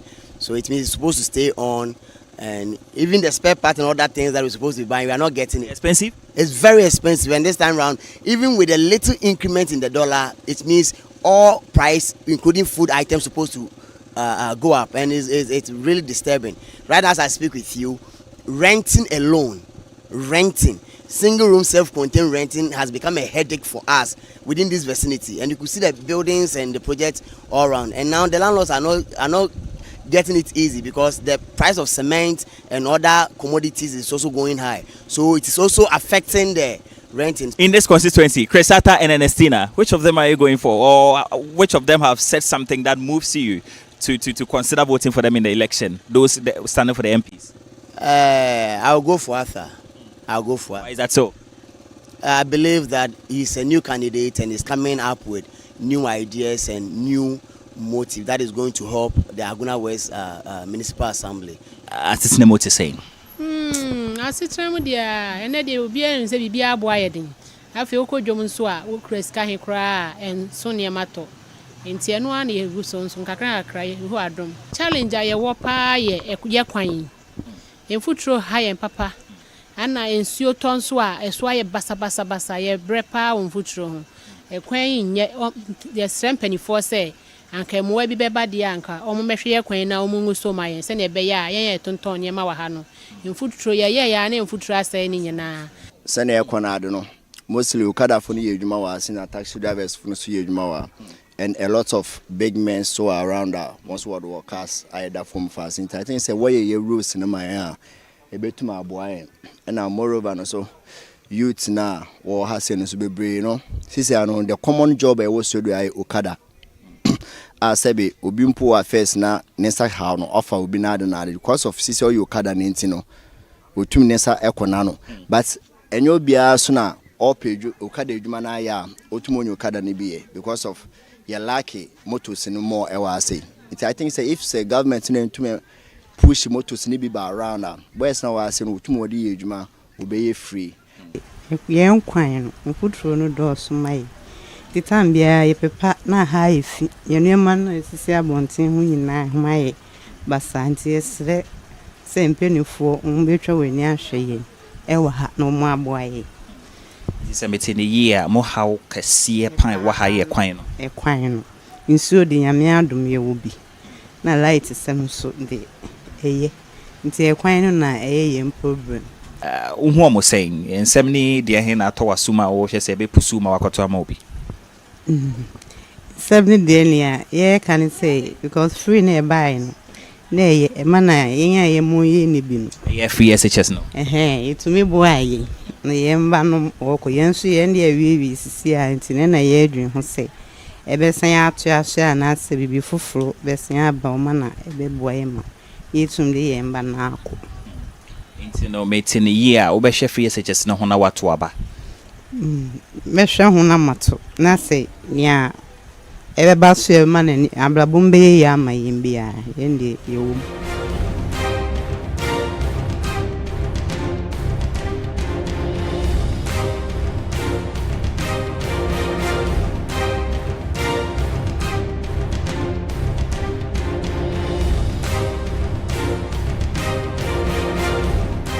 I have some students here who are of age, 18 years of age, and they have cards to participate in the 2024 general elections. We want to have interaction with them to gauge what they also think, since they fall within the youth bracket. Hi, what's your name?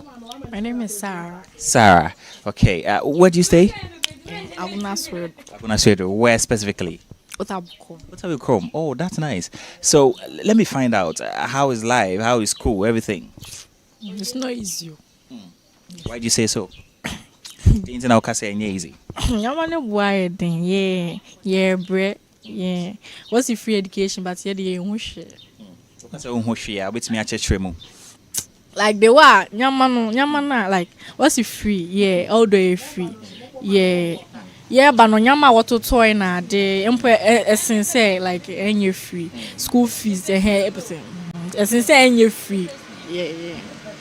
Teachers for nyama bebre ntum dining eduane na we say free no no rich nampo nda so leaves na dimpo gugu so tama school no ye bre abato baba o eto aba mimi mom de mame woni de me nto aba mbom enti like obi aba obeka first statement say person o ma man ni yesi national category chama esi wo ho no nyama nkoso wo da Ghana nti me nto ti wose chado se de ono no oba nti ye hwese ono na ye beto ama na se na ahwe ne obeye se kai fo awa bani nya oba repetition of words no we fail bibia here.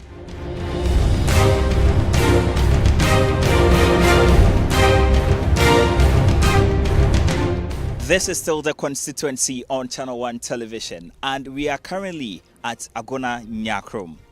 Agona Nyakrom is one of the towns within the Agona West Constituency. It is 30 to 35-minute drive from Agona Swedro, and this town is known for its cocoa production as a contribution to the national economy. And when you come to the local economy, residents here solely depend on farming as a means of living. And when it comes to the farming, some crops that are grown here, maize, garden eggs, pepper, tomato, and then the rest. They also grow cassava here. Cassava is also one of the things that is grown here. So now let's go and engage some cocoa farmers and farmers in general and some residents to find out how life is, as well as how they see things in terms of the 2024 general elections.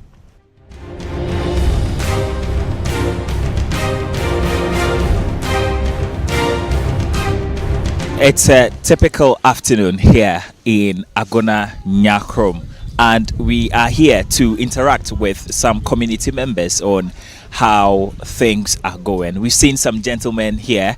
Let's go and have an interaction with them. Hello, sir. What's your friend saying? From me, Mr. Frederick Ofosu. Mr. Frederick Ofosu. Pachona Oteha. Here na me. Yembisa, masitine muti saying. I was trying to say bit to say ni.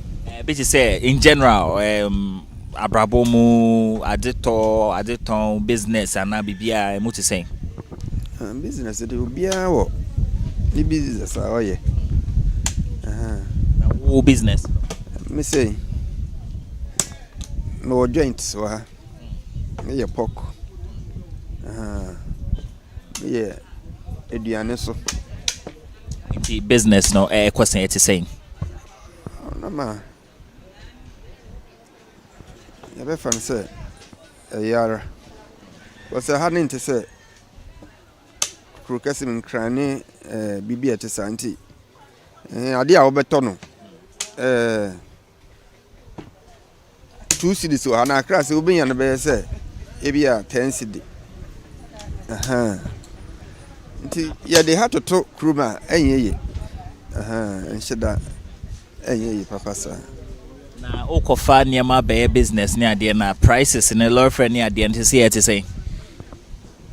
Lord, for this is a woman Ghana near Co. There was suddenly Obiasi. Nay. A tongue, and as a Lord fair, even Lord fair, crowd, Obia for soya. Or general fair. And Okofa Basha, or Obia for soya, or tonade. Yeah, what price to be at the Sabia?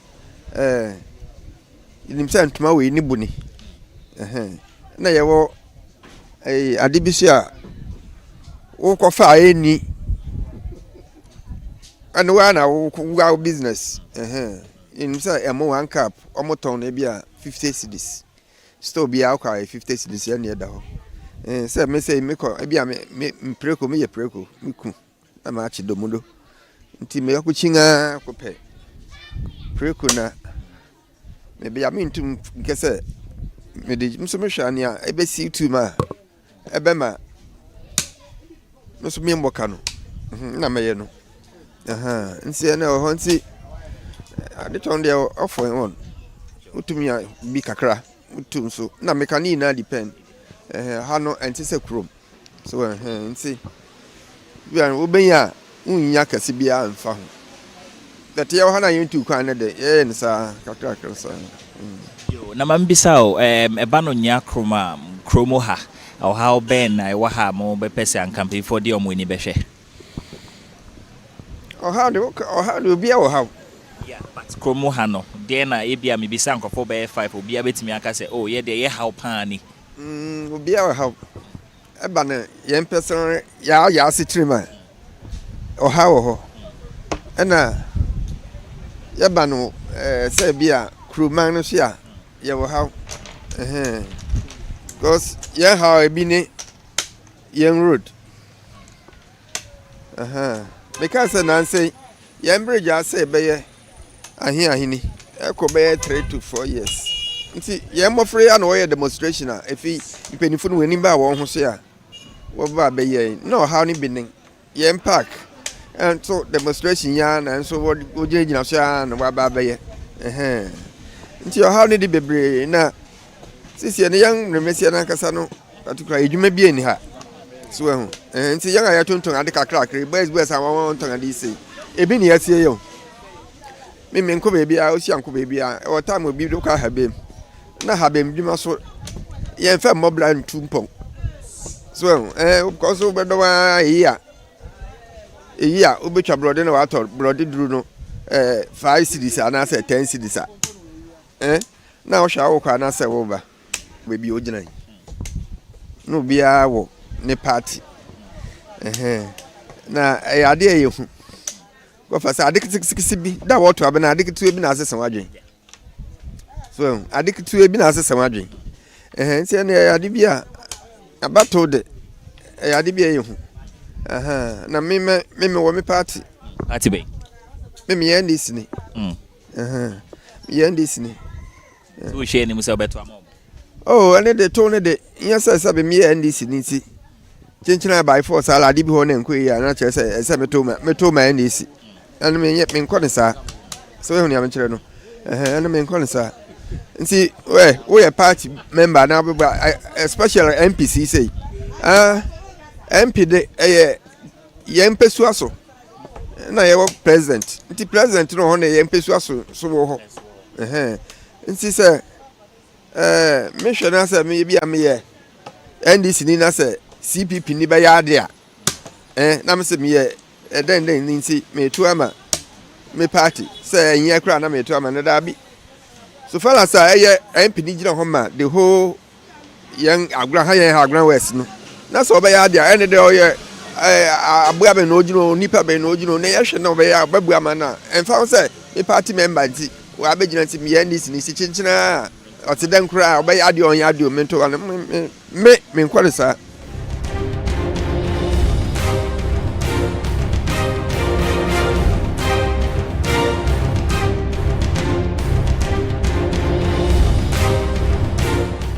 asetena mo te saying anya kura MPP abanya aboyambro kura wanya de o ma ho chi na adoso e wa yenso ye bibi akọ ye wi school atitifie ye ho chire yan ye ma mu nia ofie ho ye bi ne de akoma mo wati ase ya boka education ni kwa na meti kwa na mi buefu no Intia. Education ni kaya bonus etese ye ma no ko school we 2019 na 2018 ni bi o.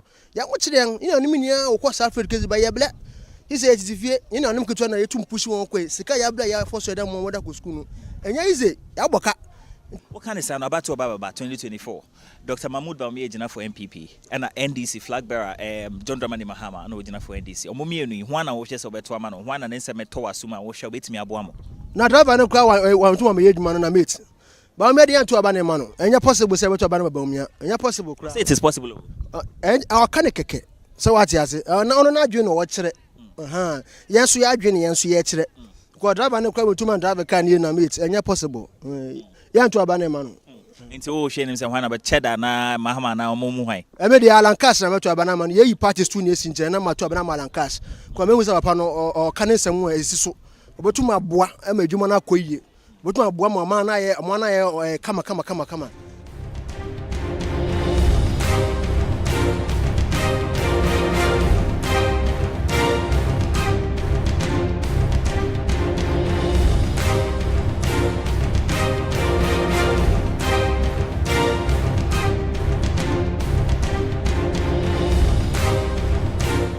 Koko adwuma ye de ahoden na ye e wo se nka nduro ni ade kra ba omutim betwetwe de ese krom ayaye ku ekuo ne bi nduro ba ebi kra so nduro ma nti ama ha bebre na e fa mu hanom ese e fa no fence Cynthia Morrison sese o se obey nduro ni ade nduro ne bi de ba bi de ma aban no afiwe obetra de hu hwe ese de koso ne hu hwe ohun Inti fertilizer and sem so wa okasa okota sese no ne boa e den ana ankasa ne bu ye den ankasa fertilizer sem no kra den ne nya easy ne bu ye den ankasa first ne atimito ese Mahama abreso ne ton fertilizer no pa ba afi we intimito ade no ese ne mamu nye ese koko djuma so da bia de ahoden sa aban ne ntu nimde bia no obetimi aya ade bi kakra obetimi aboan a ye betimi ade afa so a betimi a ade aye no ye hu be han kakra Bawumia na also oba no ye hu ade obeye hu ade bia Bawumia na oba be na driver ni nu point mi a 100 steer na o mate ni de we dey steer driver ni ono akọ school no no onim steer no so ye si control steer ni ade wo no ntimi anya o mate wo be dey David be moaye Bawumia moaye asi pam no Mahama no wa be di pen by yehwe Mahama na mamu obebuye na yehwe nanado ne Bawumia o mamamu obebuye na difference won bebre fi se sa able no metu emi akuani mi sa carpenter tama na Mahama oso na me ye adwuma akra mi ye adwuma kama but ene adwuma nipa de be ma so wosi ska ma nti adwuma no wagige enso na ska ma nti wotifie na kom na edo embrace bideni waha Cynthia Morrison, Honorable Cynthia Morrison, and the performance over the years, who is saying? I mean, I had one year, my auntie, who say, or from Cramay. One year, say how one year, about Croma, say, oh, you be young, keep it my pontiama, say, we, Cynthia, one year, you are my. Oh, yes, for nothing.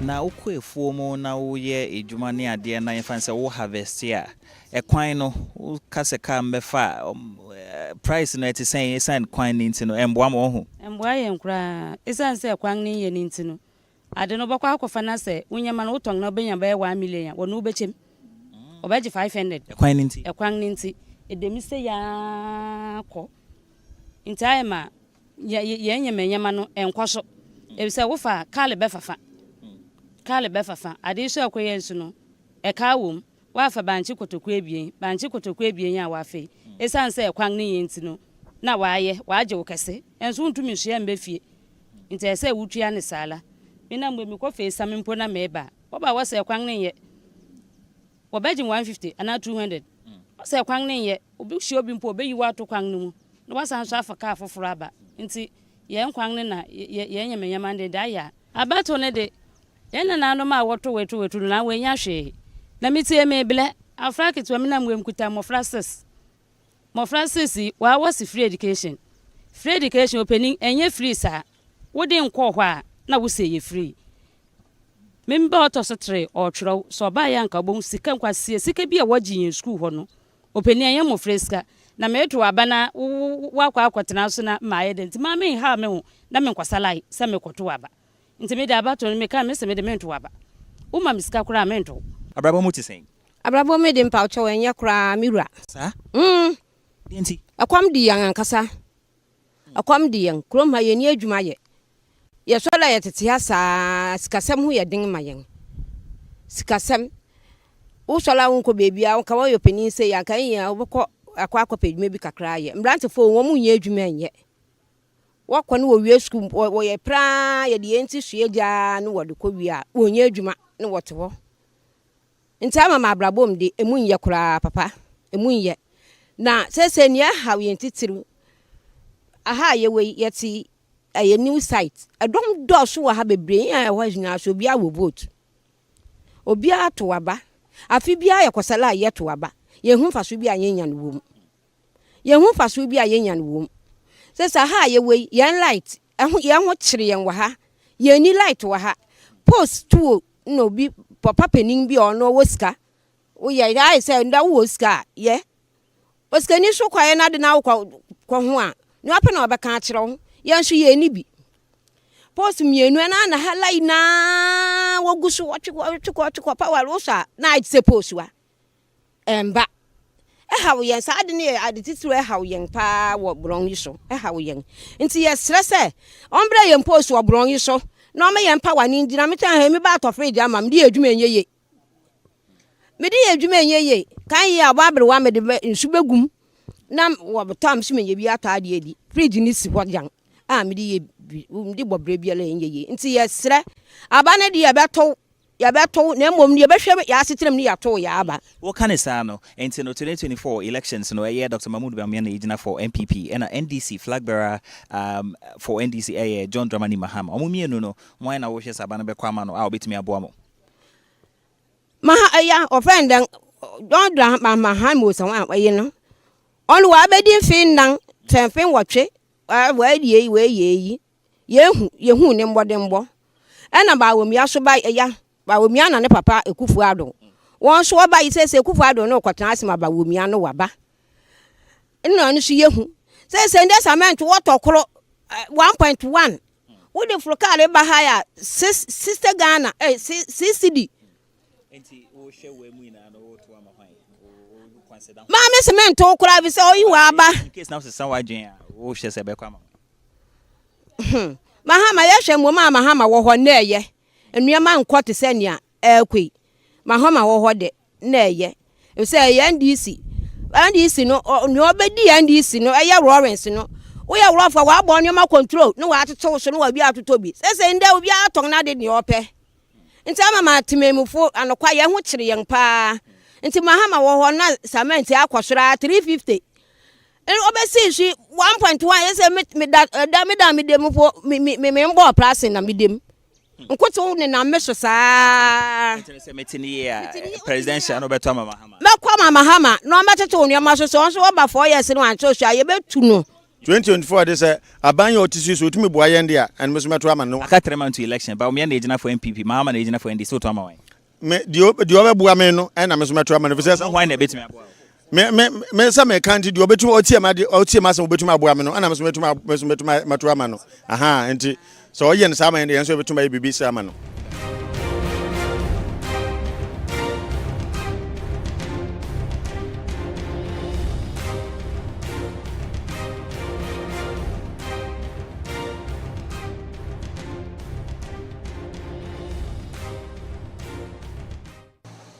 ne market papa wa ha market ya wa ha eswa nti ye market kese wa ha ama ma nipa tuma fi kro foforo so na wo ma be market wa ha aha so na me bra kan o se toilet ye ni toilet ukuru mu yɛni toilet koraa ne border so na yɛn amanfo bebree yɛtum kɔ nti saa nneɛma no yɛwɔ bi wɔ ha nka yɛpɛ ɛyɛ toilet no yɛpɛ ɛwɔ kuro wei mu ɛna market a yɛtɔn wɔ ha no ntum gyina papa ɛman yɛbrɛ paa ansa na market no obi atomato bi.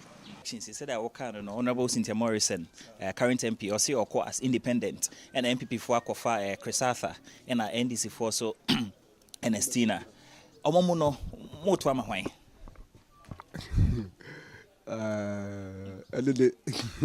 Me province young to and a sin fully damn way.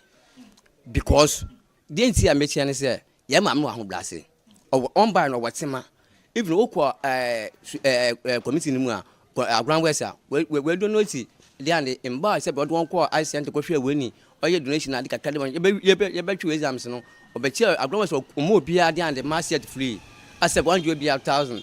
Or some also started said, Diane, or your cousin, dear ma, in my frown, or yet the man. This will Yama mean by no. Shall move on the my union, Yama, and Papa Yan and Blanche in Benino. Best your money, Queen Jack, this will be a better seat now. Yenny actually blows a month for you, especially say, Yammy Poku and I don't know, I do or yan or about Tampa. This say, I can say, and before your wife will walk off for the end or bad daba at Grand West, but all the same than a boy. But this time around the young or what's who drew. In the best young say, Cynthia, when two man got a Grand West, young see a percent down just to end this or ban or ban so shy.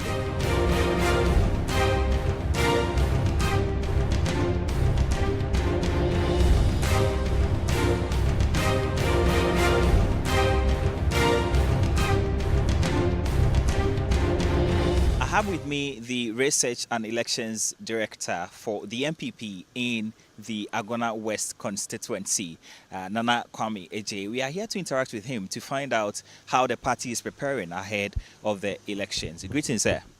Yeah, thank you very much. On a scale of 1 to 100, what are your chances in the constituency in terms of winning the parliamentary elections? In terms of winning the parliamentary elections in 2024, I can say that I'm very much sure that we are winning the elections. There's no two ways about that. NDC is not a threat to us, and even with the recent development with regards to the independent candidate, is even not a threat to us at all. We are winning the elections, both the presidential and parliamentary elections. So the current MP, Honorable Cynthia Morrison, going independent won't affect the party? Obviously, it will in a way, because election is about numbers. And so once one or two people within the party will vote for her, it will affect us. But that notwithstanding, we are still winning the elections, because we know what we have done, and we know how the people cherish the New Patriotic Party. You know, she's going on as an independent candidate, not on the ticket of MPP. The previous elections, she went on the ticket of MPP, and we know in Shredro the love for the party and how people are loyal to the party. Once she's going independent, I don't think that the loyal members of the party will follow her. Major opposition party National Democratic Congress NDC is confident that their candidate Ernestina Ofori-Dangbe will win the election.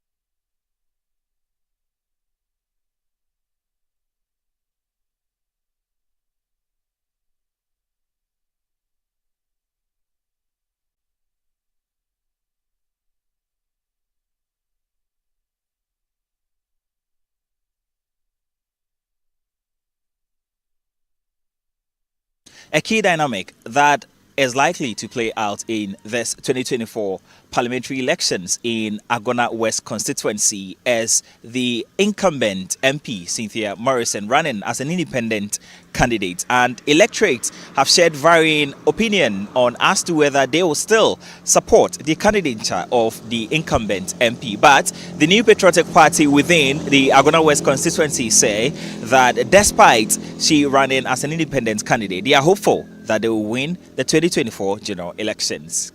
And that is how we wrap up on today's episode of The Constituency. My name is Samuel Akom.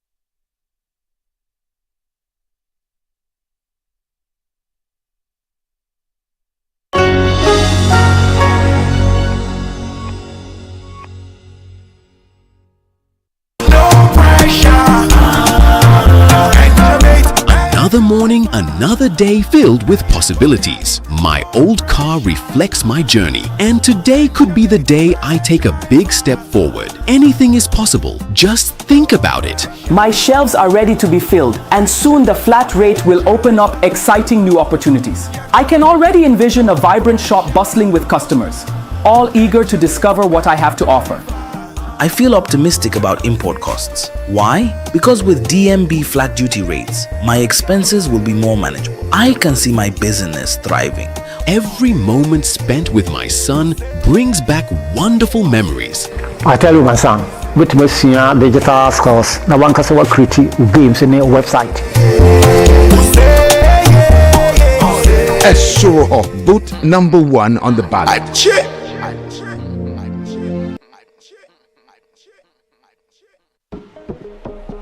Introducing Rexona Non-Stop Protection 72-hour antiperspirant with breakthrough microtechnology that forms a stronger sweat barrier, tested to the limit, even during the most intense workouts. Still clean, dry, and fresh for longer. Try the new Rexona 72-hour non-stop protection for clean, dry, and fresh underarms every day. We all have that one friend, always by your side for the big moments and ready to assist. He's always got his eyes on the prize and his heart in the right place. Where would we be without our BFFs? This season, enjoy all 380 Premier League games with your BFF GoTV. Upgrade or reconnect to GoTV Super Plus for the discounted price of just 265 cedis today. GoTV, love it. This festive season, it's time to go big and go loud, because with GoTV, Bronya City. From match days and movie days to local stories, big little adventures. Really? It's unmatched entertainment for the whole family. Yes. GoTV brings the joy anytime, anywhere. Get your festive season sorted. Get GoTV. Our time in Kenya has been intriguing and very enlightening so far.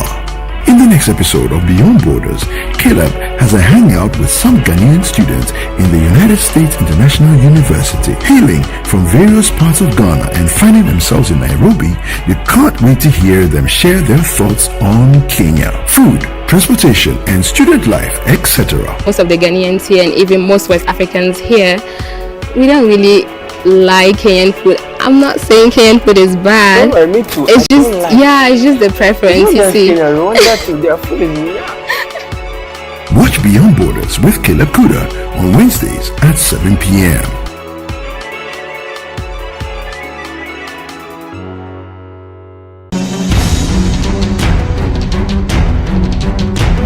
This election season, Channel 1 TV is bringing you closer to every vote, every constituency, and every result.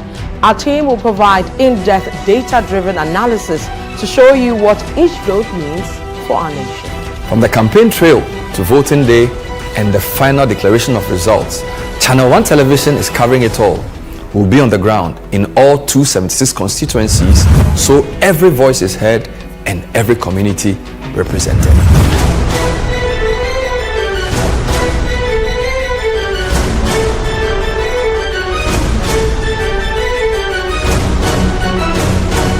Our comprehensive election coverage brings you every key moment and every voice. With updates from all stakeholders nationwide. This is election news you can trust, powered by the latest data and expert analysis. Join us on Channel 1 TV for election coverage that keeps you informed and engaged. We're here for every step of the journey. Channel 1 TV, your election bureau.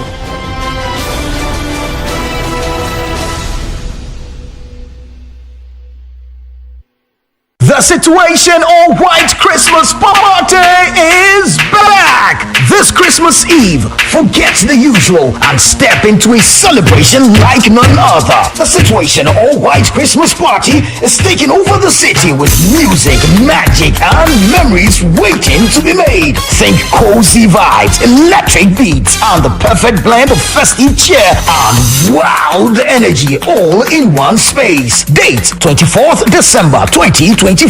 Venue The Underbridge, East Legon. Time 8 p.m. Dress code, it's an all-white affair. Come and dance like nobody's watching. Sip, mingle, make merry, and unwrap the ultimate Christmas Eve experience. Dress to impress, bring your holiday spirit, and let's make the Situation All-White Christmas Party unforgettable. Call 0205-973-973 for table reservations and get ready to party! It's going to be lit at the Underbridge. The Situation All-White Christmas Party 2024 is powered by Channel 1 TV with support from 97.3 City FM.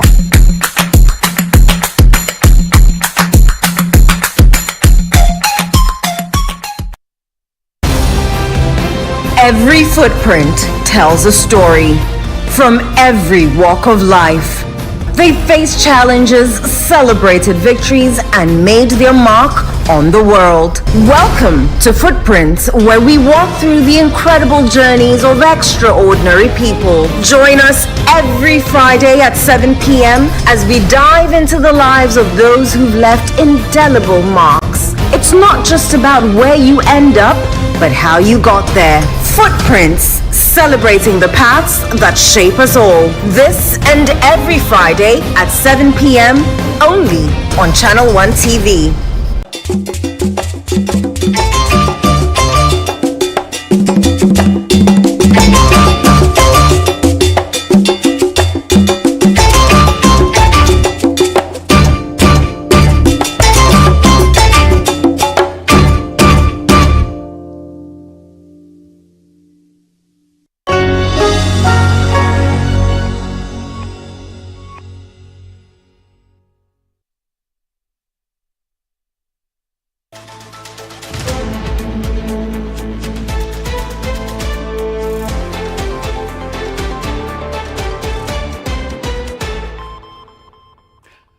Welcome to the France 24 debate. I'm Marco, and Ukraine is at a crucial point in its existential fight against the Russian invasion launched by Vladimir Putin back in February 2024. It's day 995 of that full-scale Russian invasion. Donald Trump, US President-elect, is said to want to accelerate the timetable to a truce.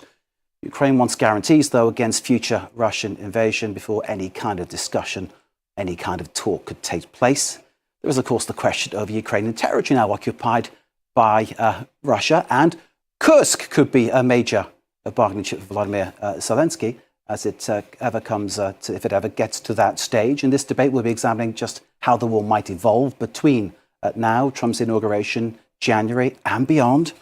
Our panel here in the studio, guests for you: Anastasia Shaposhkina, president of Eastern Circle's think tank on election geopolitics at Sciences Po. Thank you for being with us. On the other side of the studio, but not necessarily against, of course, General Dominique Trinquant, former head of the French UN military mission. Sir, thanks for being with us. Good evening. Catherine Harris-Trent, you will recognise as our roving reporter, senior correspondent who goes around the world, including Ukraine, and of course with the Ukrainian soldiers on that mission in Russia at one point. Catherine bringing her huge experience of this story to the table tonight. We're pleased to say that. And joining us from Odessa in Ukraine is Hannah Shelest, Director of Security Programs at Ukrainian Prism. Hannah, thanks for being with us. We'll be with you in a second. First, quick update of events on the ground today. Russian attacks on Ukraine have claimed at least 2 lives over the past 24 hours. Kyiv says its air defenses shot down 21 of 59 drones launched by Russia overnight, while 38 drones were lost across Ukraine. And with more on the recent developments, here's Cami Knight.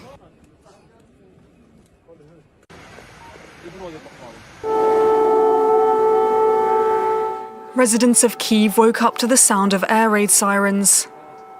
An air defense fire. It was the first missile attack on the capital since August, but seeking shelter has become almost routine, entire families taking refuge in metro stations. It's horrible every time there's a missile attack.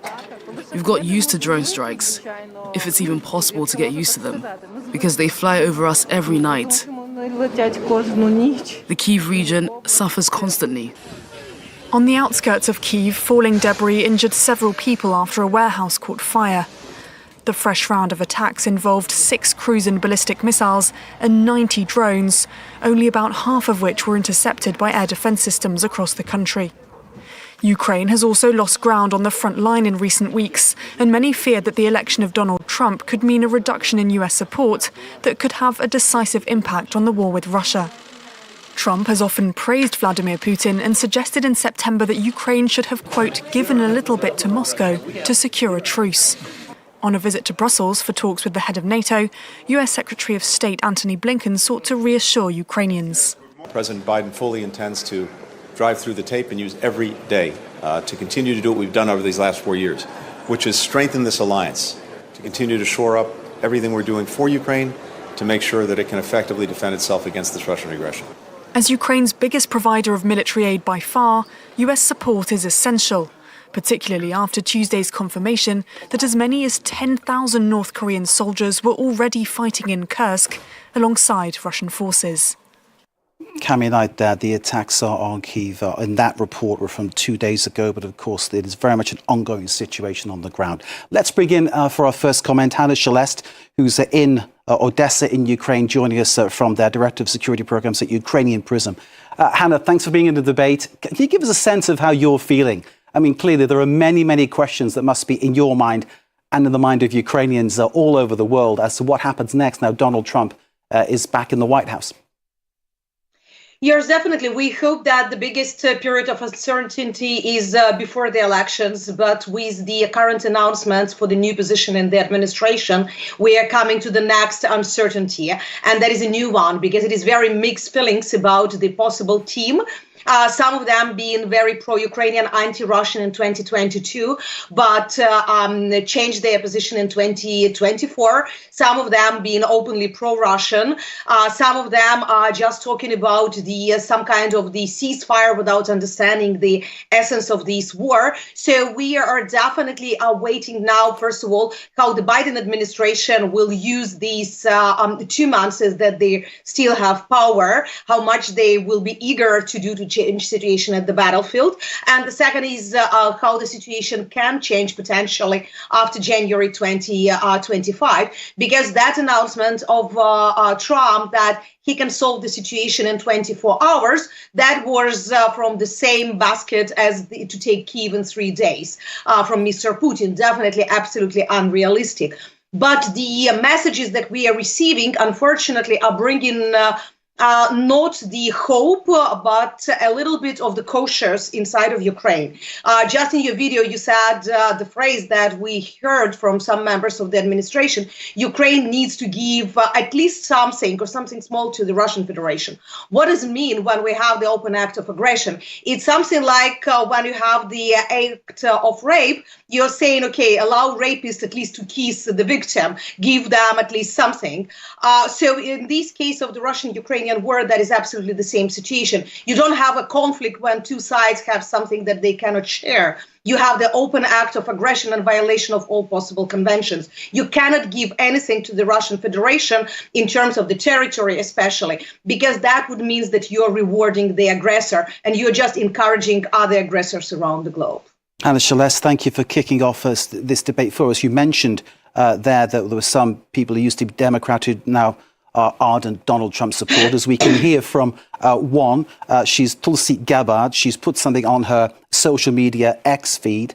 She's the new Director of National Intelligence, and she has her solution for the conflict in Ukraine. Let's take a listen to what she posted on her social media. Presidents Putin, Zelensky, and Biden. It's time to put geopolitics aside and embrace the spirit of aloha, respect, and love for the Ukrainian people by coming to an agreement that Ukraine will be a neutral country, no military alliance with NATO or Russia, and therefore alleviate the legitimate security concerns of both US and NATO countries as well as Russia, because there'd be no Russian or NATO troops on each other's non-Baltic borders. This would allow the Ukrainian people to live in peace. Aloha.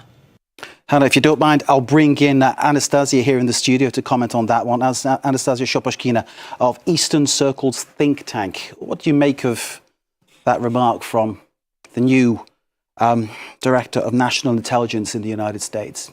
Yeah, I wonder how many years the lady we've just seen on Twitter has spent studying geopolitics and studying Russian internal politics, Russian foreign relations, and Russia-US relations. And by her rhetoric, it just doesn't look like there's been a lot of years. And I think that that's kind of the worst news for Ukraine in the sight of the of Trump administration coming is incompetence. We are about to witness the suicide of America as we have known it. And this is bad news for Ukraine because it's the bad news for every single institution in the US. Take the recently just announced pick of Trump for the future head of the Pentagon. Of course, granted, not yet approved by Congress, Pete Hegseth. He has is extreme incompetence. Extreme because the guy's wearing neo-Nazi tattoos, literally, on his body. Is that true? I have no idea about that. It is what The Economist is reporting. So I would rather say... it's usually a very, very reliable source. I have no idea where they've seen the pictures of the body, but however. And the second is extreme incompetence because the only kind of competence that he brings to the table, the future head of the Pentagon, is his experience as Fox News commentator and a National Guard member, which is absolutely crazy. So to quote what is coming for the Pentagon, and I'm quoting Pete Hegseth here, it's not my words, it's going to be the shit or get off the pot moment for the Pentagon. This is the level that every single general is going to confront in NATO, across European countries, in all other countries of the world. This is the level of competence, this is the level of intelligence, whether it is with the young lady on TikTok, whether it is with Pete Hegseth, whether it is with other candidates, like, for example, Matt Gaetz, who is being positioned to become the new Attorney General, a crucial position because he's going to, of course, check the organism which can be the check on Trump, the FBI. And the FBI has advanced allegations of sex trafficking of a minor against Mr. Gaetz. So this is the essential problem. To answer your question, so how about the funding and the arms for Ukraine? Of course, we can always hope and pray. However, for me, the most scary thing is incompetence. Incompetence that's coming. Anastasia, many people, including some Republicans, sharing your views. Republicans in the States are raising questions as to why these people have been appointed. General Trancon, I've got so many questions for you on this one. Can I start by asking about Hegseth, the Defense Secretary? Because he's going to play a key role in what happens next in Ukraine, a man who seems to have very little experience beyond what he's been commenting on. He's been some National Guard experience, but clearly someone who doesn't have the kind of experience you'd expect. Yes, but the problem is that it is the sense of many people at one stage that the war must stop. The problem is what are the conditions put on the table and what the Russian and the Ukrainian will accept. You know, saying that we'll stop the war is very easy to say that. If, for example, President Trump say, okay, we stop the war, ceasefire on these lines, will that be sufficient for Mr. Putin or not? Will Ukraine say, okay, we'll see? One told me that, remember that France have left Alsace-Lorraine for 50 years and then have reconquered that. So there's no comparison, is there?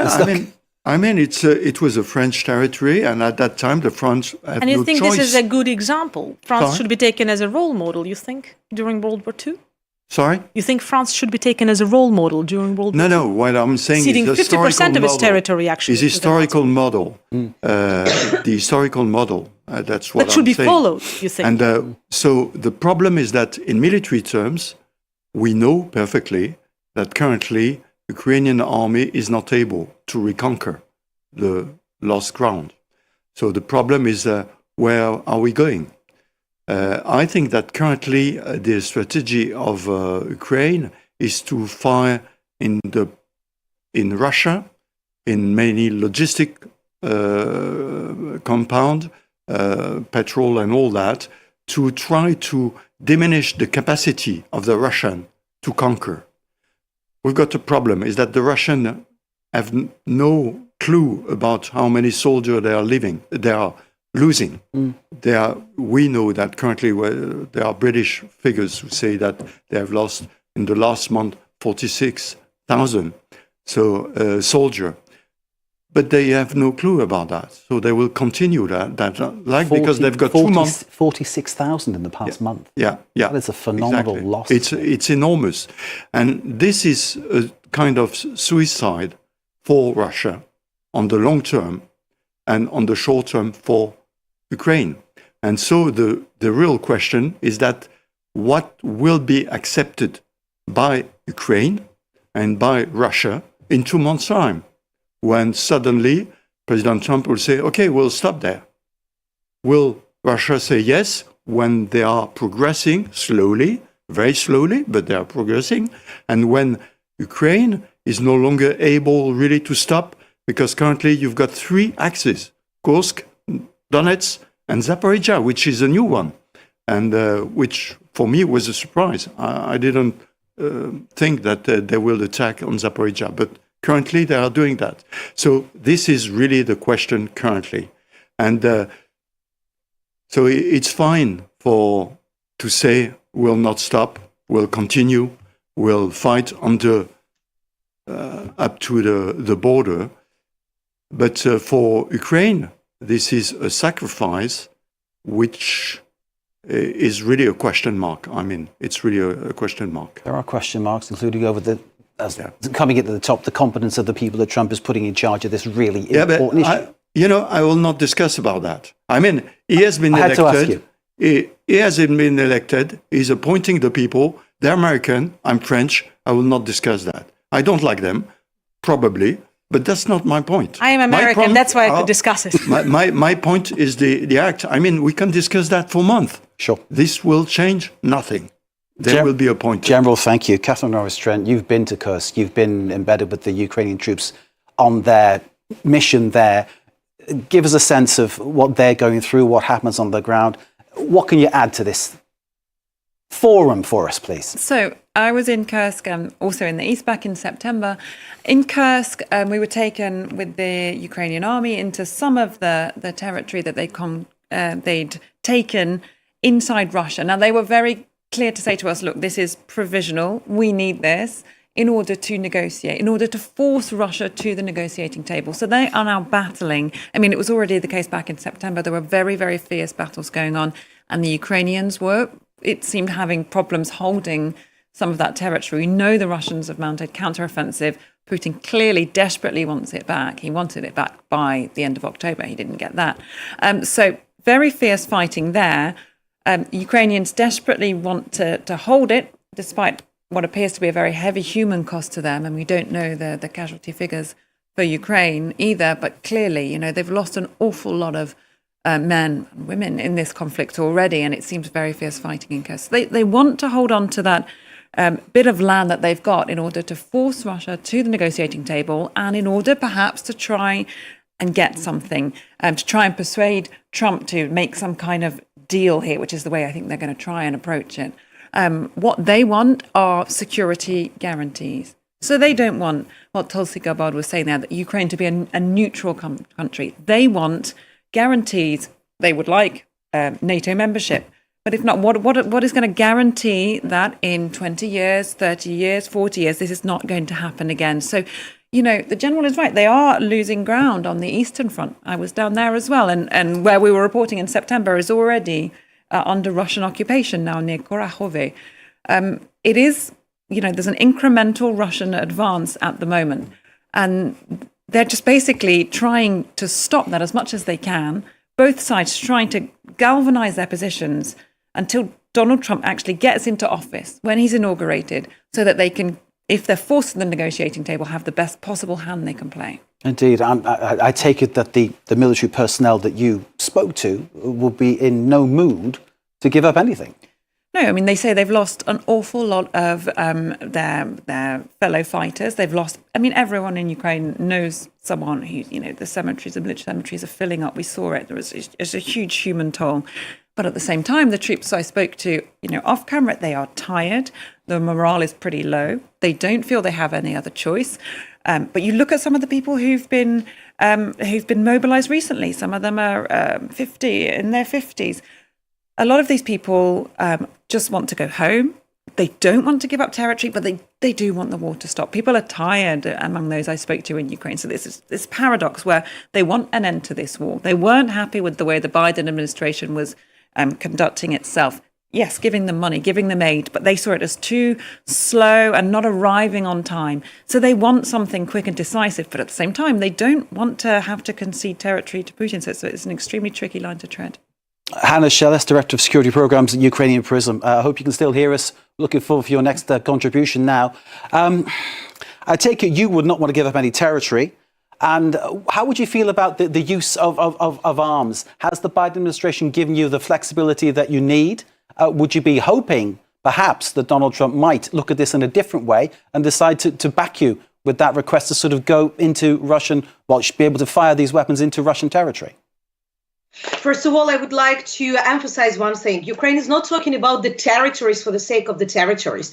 When we're speaking about any of the towns or the village that is occupied by Russians, we're speaking about people. We're speaking about 100,000 people whose lives are there, whose houses are there, and those people who are still there under the occupation, who are arrested daily just for being Ukrainian, speaking Ukrainian language, or having Ukrainian books. So it is not about the village of Kurakhove, city of Konstantinovka or Kupiansk. It is about people who lived there and whose lives are there. And that's why Ukrainians being tired. Yes, for 3 years we are living in this unimaginable situation. But we know what those who are staying under the occupation are experiencing. And that's why the soldiers continue to fight on the northeast or south. And we know what people told the stories after the deoccupation of Kherson region, for example, 2 years ago. That's why that is real frustration with the inability to use weapons as it is, because it looks quite strange when you receive a rifle and you are not allowed to shoot by it. And when you understand that you are spending hundreds of missiles and other type of the ammunition just to shoot those missiles or drones that are coming to the Ukrainian territory, instead of shooting against the airfield where the Russian airplanes, jets are starting all these missiles. Because you understand that Russian jets are not coming to the Ukrainian territory. The last attack against Kyiv, some of the missiles passed more than 1,000 kilometers. So that is the distance from where they've been shot. Odessa being shot regularly from the Caspian Sea. You can imagine the map and look over there. So de facto, we even have a bad joke that the best air defense of the Russian Federation is Mr. Biden policy. Just because this hesitation to allow Ukrainian armed forces to strike against the, first of all, airfields. That was one of the primary concerns. And the launch places from where Russians are shooting the Ukrainian territory. That was really I would say, not just frustrating, but absolutely ununderstandable from the point of view of Ukrainians. So you are paying $1 million to recover Ukrainian energy system instead of helping Ukraine how not to allow Russians to destroy our energy system. Not speaking about the lives of the people, economy, and just the military situation.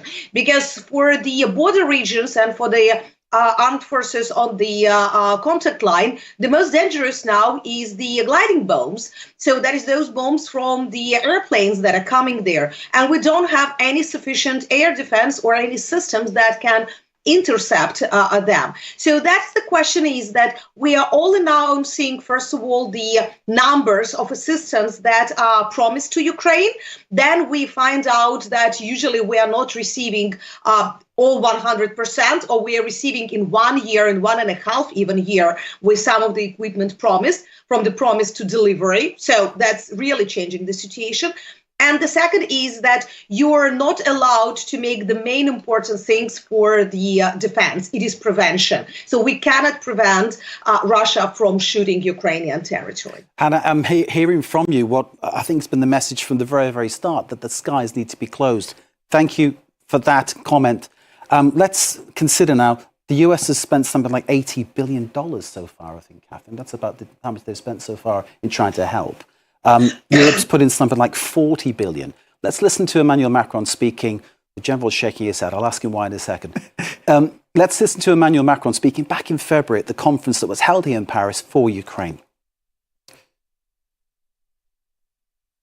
Et nous avons la conviction, en effet, que la défaite de la Russie... We're convinced that defeating Russia is essential to security and stability in Europe. Un engagement stratégique de notre part... A strategic commitment on our part, a stronger mobilization alongside Ukraine to show that all the allies who are ready to do so, as in the case with France, will be there resolutely, for as long as necessary and whatever is required.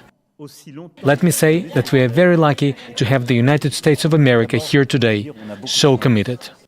D'avoir les États-Unis d'Amérique qui sont là aujourd'hui, qui sont si engagés. So my question is, can Europe step in and fill that gap if the US pulls out? And I've got to ask you, sir, why were you shaking your head? Did I get my statistics wrong? Yes. I did. Correct me, please. I think the figures are closer. I mean, we're talking about 70 and 60 billion. But in fact, there are million and million, you know. The Europeans are providing that for helping Ukraine to survive, to have energy, to pay civil servants, to have things like that.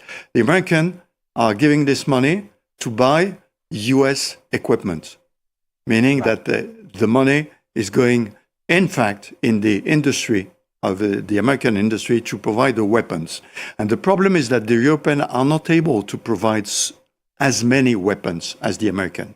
So if the American decide to stop sending weapons, we will have problem. We will have less problem next year than we would have 2 years ago, so because we are starting our industry. It's a question of accelerating the arms production. Yeah, exactly. And ammunition mainly. But for example, air defense system, Patriot, only the American can provide it. So if they are stopping, you will have less air defense system, because in Europe, we are lacking air defense system.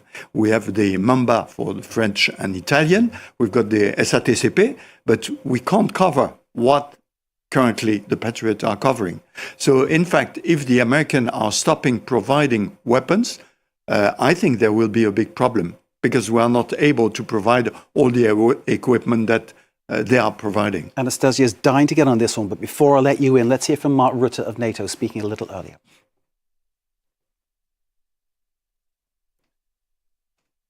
I've worked with Donald Trump for 4 years in my previous role as Prime Minister of the Netherlands. And I had a very good working relationship with him. He will do everything needed to defend the United States. And he is well aware that the membership of NATO is part of the defense of the US. Look what is happening at the moment. Ukraine, North Korean soldiers, now being active in Russia and helping Russia with the war effort against Ukraine. Russia is paying for this. For example, by missile technology, which is now being delivered to North Korea. This is a direct threat, not only to Europe, but also to Japan, South Korea, and the US mainland. So we are connected in this. The Indo-Pacific and the Euro-Atlantic, we are connected. Anastasia Shapotkina of Eastern Circle's think tank, lecturer at Sciences Po in geopolitics. Can Europe fill the gap? What do you think? I want to just go back to the numbers first. So, according to NATO, to NATO commanders, and their not the numbers they're giving, 50% of the military assistance to Ukraine has been covered by European countries. 50%.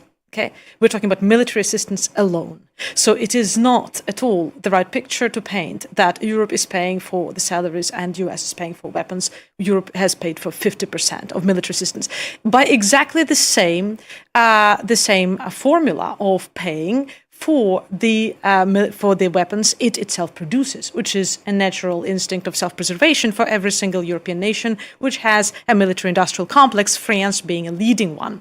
Now, there are some exceptions. Denmark, for example, which does not have a military-industrial complex, the Baltic states, Norway has a rather small capabilities. So those are the ones who've chosen to change their strategy, invest directly in the Ukraine military-industrial complex. What I want to say is the only guarantee, to address your question about the guarantees, the only security guarantee Ukraine can have is its autonomy of its own production. They have understood it. They have been working at it as well for 3 years, just as Europe has been working and ramping up its own production. They have now managed to produce their own long-range missile in August. They are now ramped up that production to 100, and then some numbers say 700. I've seen number of 100, and then there were other sources quoted 700 missiles today. I don't know the range exactly for every single one of them, but that's a big change compared to 3 years ago.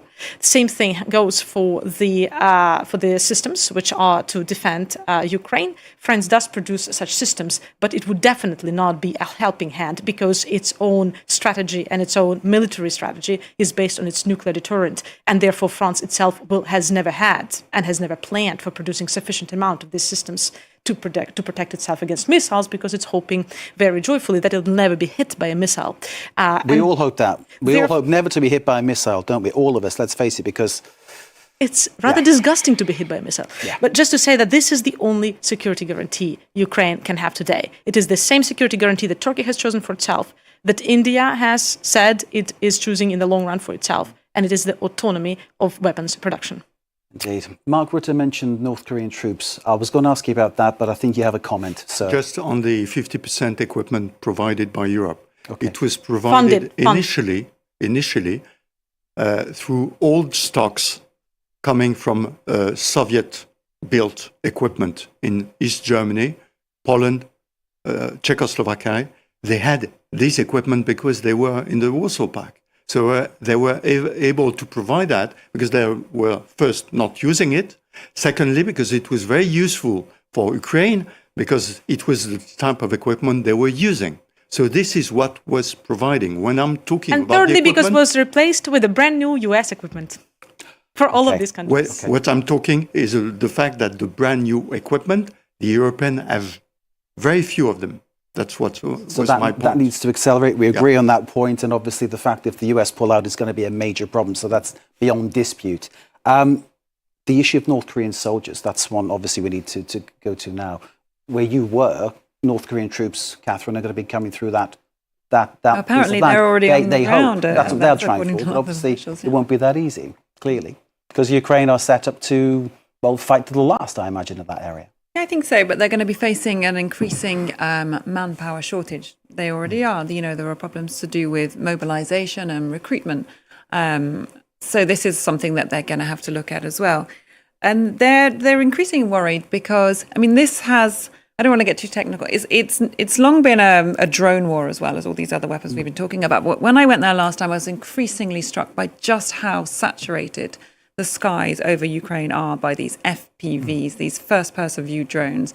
Obviously, getting access to military positions has always been complicated, but it's ever more so because literally people are terrified to drive to the frontline positions. It's just so difficult to stress how much of a threat it is at all times. You're basically being able to be seen wherever you are day and night with infrared cameras. And the Ukrainians say that whenever they innovate in terms of their own technology, their own drone technology, for example, then the Russians, get hold of it. They fell drones, they see it, and they just ramp up the mass production on a huge scale of similar weapons or other technology. And so that basically Ukraine will still need, even if it can produce its own weapons, it will need stocks coming in from elsewhere. And another thing about the weapons supply, they're very, very frustrated that all these pledges have been made, and yet it's taking a long time to get delivered to the battlefield. It's a great dilemma, isn't it? You know, well, Europe pledged 1 million pieces of ammunition, shells, by springtime, and now they still haven't delivered it. And Josep Borrell saying, "Okay, we'll get them there by the end of the year," but they're not. I was filming with a unit just in Korachove down in the southeast, and they were firing for every, I think, 9 shells that the Russians were firing at them in this artillery war, they were firing 2 back, and they were rationing their ammunition because they just don't have enough stock. So they're very frustrated there. You get these pledges, and then it just takes so long to arrive. Let's bring in Hannah once again from Odessa. Hannah, the situation regarding North Korea's troops getting involved, Iranian drones being used by Russia. Is there a sense from your perspective where you're sitting there in Odessa that this is becoming more and more a world conflict, more and more, I'm not going to say world war because that's maybe perhaps too dramatic, but a sense that you're not just fighting Russia? Yes, for sure, because with Iran, that was a little bit easier, that being just the one technology delivered, and we understood that Iran didn't want to be involved in this. It was just beneficial, let's say, for both sides at that time, and we haven't seen very strong reactions from our Western partners. North Korea is the change. It is dramatic change because, first of all, we are speaking about several thousand manpower, so it's not just advisors coming or some volunteers. We're speaking about a big amount, but it's not that big amount that can change the situation at the battlefield. That is quite an opposite. That is experience, real war experience that the North Korean forces are getting from the Russian Federation, plus from the technologies that they have not been using before. And that what can change the situation in the Indo-Pacific dramatically, because that's how Russia is de facto doing proliferation of the experience and of the warfare, and why that would be important, not just physically experience that the North Korean forces would have, but because Russia would like the United States, the South Korea, to be more concentrated, not on assisting Ukraine, but being afraid that the war would start on their borders or their territory very quickly. We already see much more provocative North Korea. And all of this is happening with the quite a soft position from China. So even that originally, when a year ago we found out about the first delivery of the North Korean munition to the Russian forces, everybody expected that China would be strongly against it because they would like to have North Korea under their control, and suddenly they're becoming Russian partners, making Russia more influential in the region. But for 1 year, China was not very opposite to these. And now when we already have all the proofs that North Korean forces are on the ground, again, we don't see the Chinese strong reaction. Absence of the Chinese strong reaction and possibility for North Korea to get nuclear technologies from the Russian Federation, that was worrying me much more, because that means that China is becoming more tolerant to all of these, and that China is probably stopping to be a neutral party to these and just encouraging others, aggressors, to be more active, including in the Indo-Pacific. It is sounding more and more like an apocalyptic scenario. Hannah Shaless, thank you very much indeed. John Trankin, can I come back to you? The former Conservative leader in the UK, William Hague, says abandoning Ukraine would be worse than the withdrawal from Afghanistan. That's his message to Donald Trump. So that's former Conservative leader going back quite a few years now, William Hague. That's what he says. Trump has said and threatened before to storm out of NATO. Would he do that? What do you think? I think that US in the current situation will never accept that Ukraine join NATO in the current situation. Okay. And when we're talking about abandoning Ukraine, of course, nobody wants to abandon Ukraine. The problem is, as you said, is not a problem of ground. It's a problem of security organization. And in the next discussion in 2 months' time, what will be of major importance is what sort of security you will provide to Ukraine, because we know that even if Russia is stopping now in 2 or 3 years' time. I just remind you that the war is not the war for 3 last year; it's for the 10 last year. Of course. And yeah, so, of course. if they stop now, probably they will restart in 2 or 3 years' time. So the problem is, what do you provide as a security arrangement to Ukraine, knowing that, and certainly with Mr. Trump, never NATO.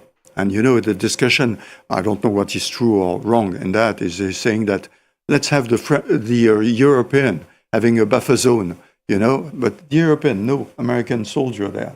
So, of course, but I think that Mr. Putin must be careful in his discussion with Mr. Trump, because Mr. Trump will not accept anything from Russia, which would jeopardize the leadership of the US.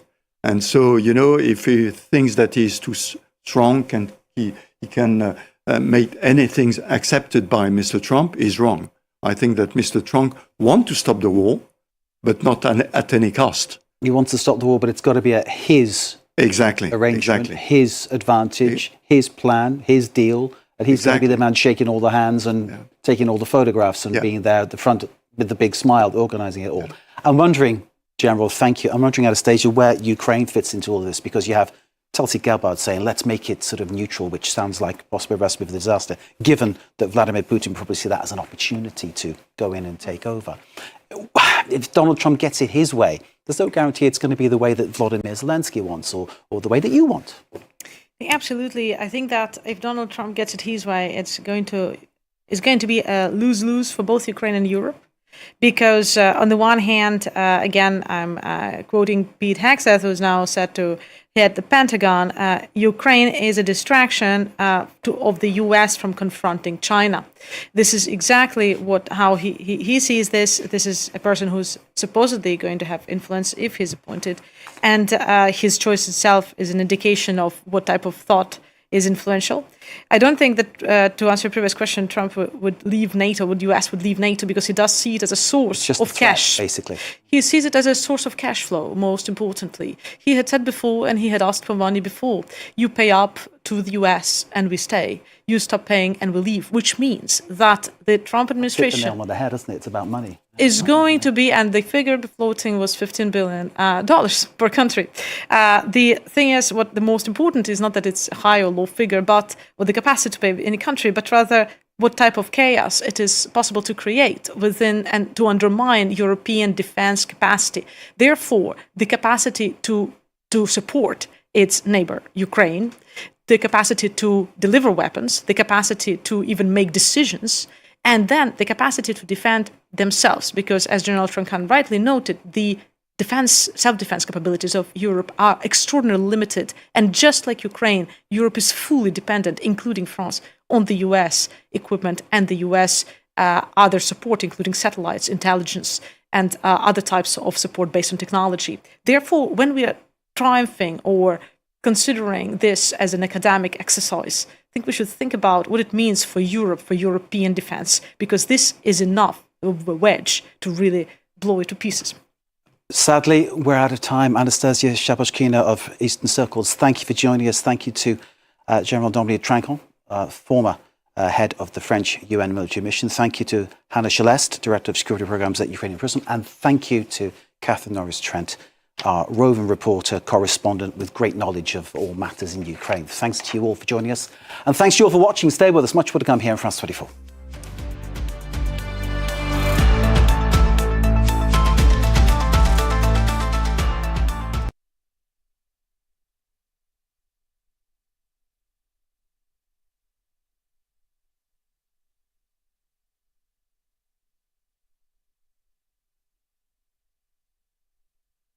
The Situation All White Christmas Party is back! This Christmas Eve, forget the usual and step into a celebration like none other. The Situation All-White Christmas Party is taking over the city with music, magic, and memories waiting to be made. Think cozy vibes, electric beats, and the perfect blend of festive cheer and wild energy all in one space. Date 24th December 2024. Venue The Underbridge, East Legon. Time 8 p.m. Dress code, it's an all-white affair. Come and dance like nobody's watching. Sip, mingle, make merry, and unwrap the ultimate Christmas Eve experience. Dress to impress, bring your holiday spirit, and let's make the Situation All-White Christmas Party unforgettable. Call 0205-973-973 for table reservations and get ready to party! It's going to be lit at the Underbridge. The Situation All-White Christmas Party 2024 is powered by Channel 1 TV with support from 97.3 City FM.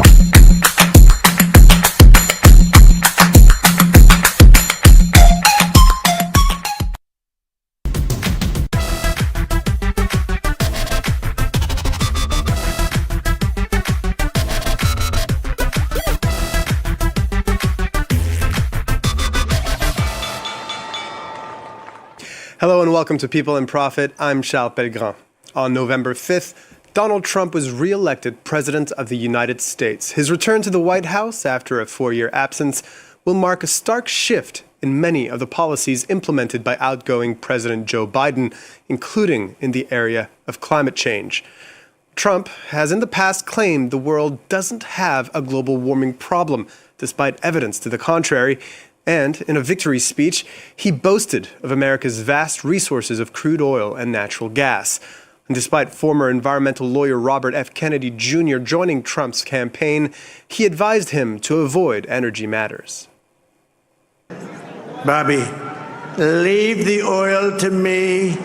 We have more liquid gold, oil and gas. We have more liquid gold than any country in the world, more than Saudi Arabia. We have more than Russia. Bobby, stay away from the liquid gold. Other than that, go have a good time, Bobby. Well, Trump's victory loomed large on the COP29 climate summit, which kicked off just days later in Azerbaijan. Amongst other changes, he's expected to withdraw the United States for a second time from the Paris Agreement, a 2015 pact to reduce carbon emissions and limit rising temperatures. Well, despite the uncertainty over the role of the world's largest economy, climate activists at COP said they were determined to make progress. While the Trump administration may prioritize fossil fuel interests over climate justice, the world cannot afford to pause or weaken its resolve. COP29 therefore offers a pivotal moment to demonstrate the global solidarity and accountability because polluters transcend any single country or political master. Well, for more on this topic, I'm joined in the studio here in Paris by Bertrand Badré, founder and managing partner of Blue Like an Orange Sustainable Capital and former managing director of the World Bank Group. Thanks for being with us. Thanks, Charles. And joining us from Washington is Samantha Gross, director of the Energy Security and Climate Initiative at the Brookings Institution. Thank you so much for being with us as well. My pleasure. Samantha, I'll start with you. Can you pinpoint one or two areas of climate policy where we're likely to see the biggest changes from the second Trump administration? Sure. To start with, you alluded to this in your intro, but President-elect Trump will certainly remove us from the Paris Agreement. He's promised to do this on the campaign trail. He did it last time.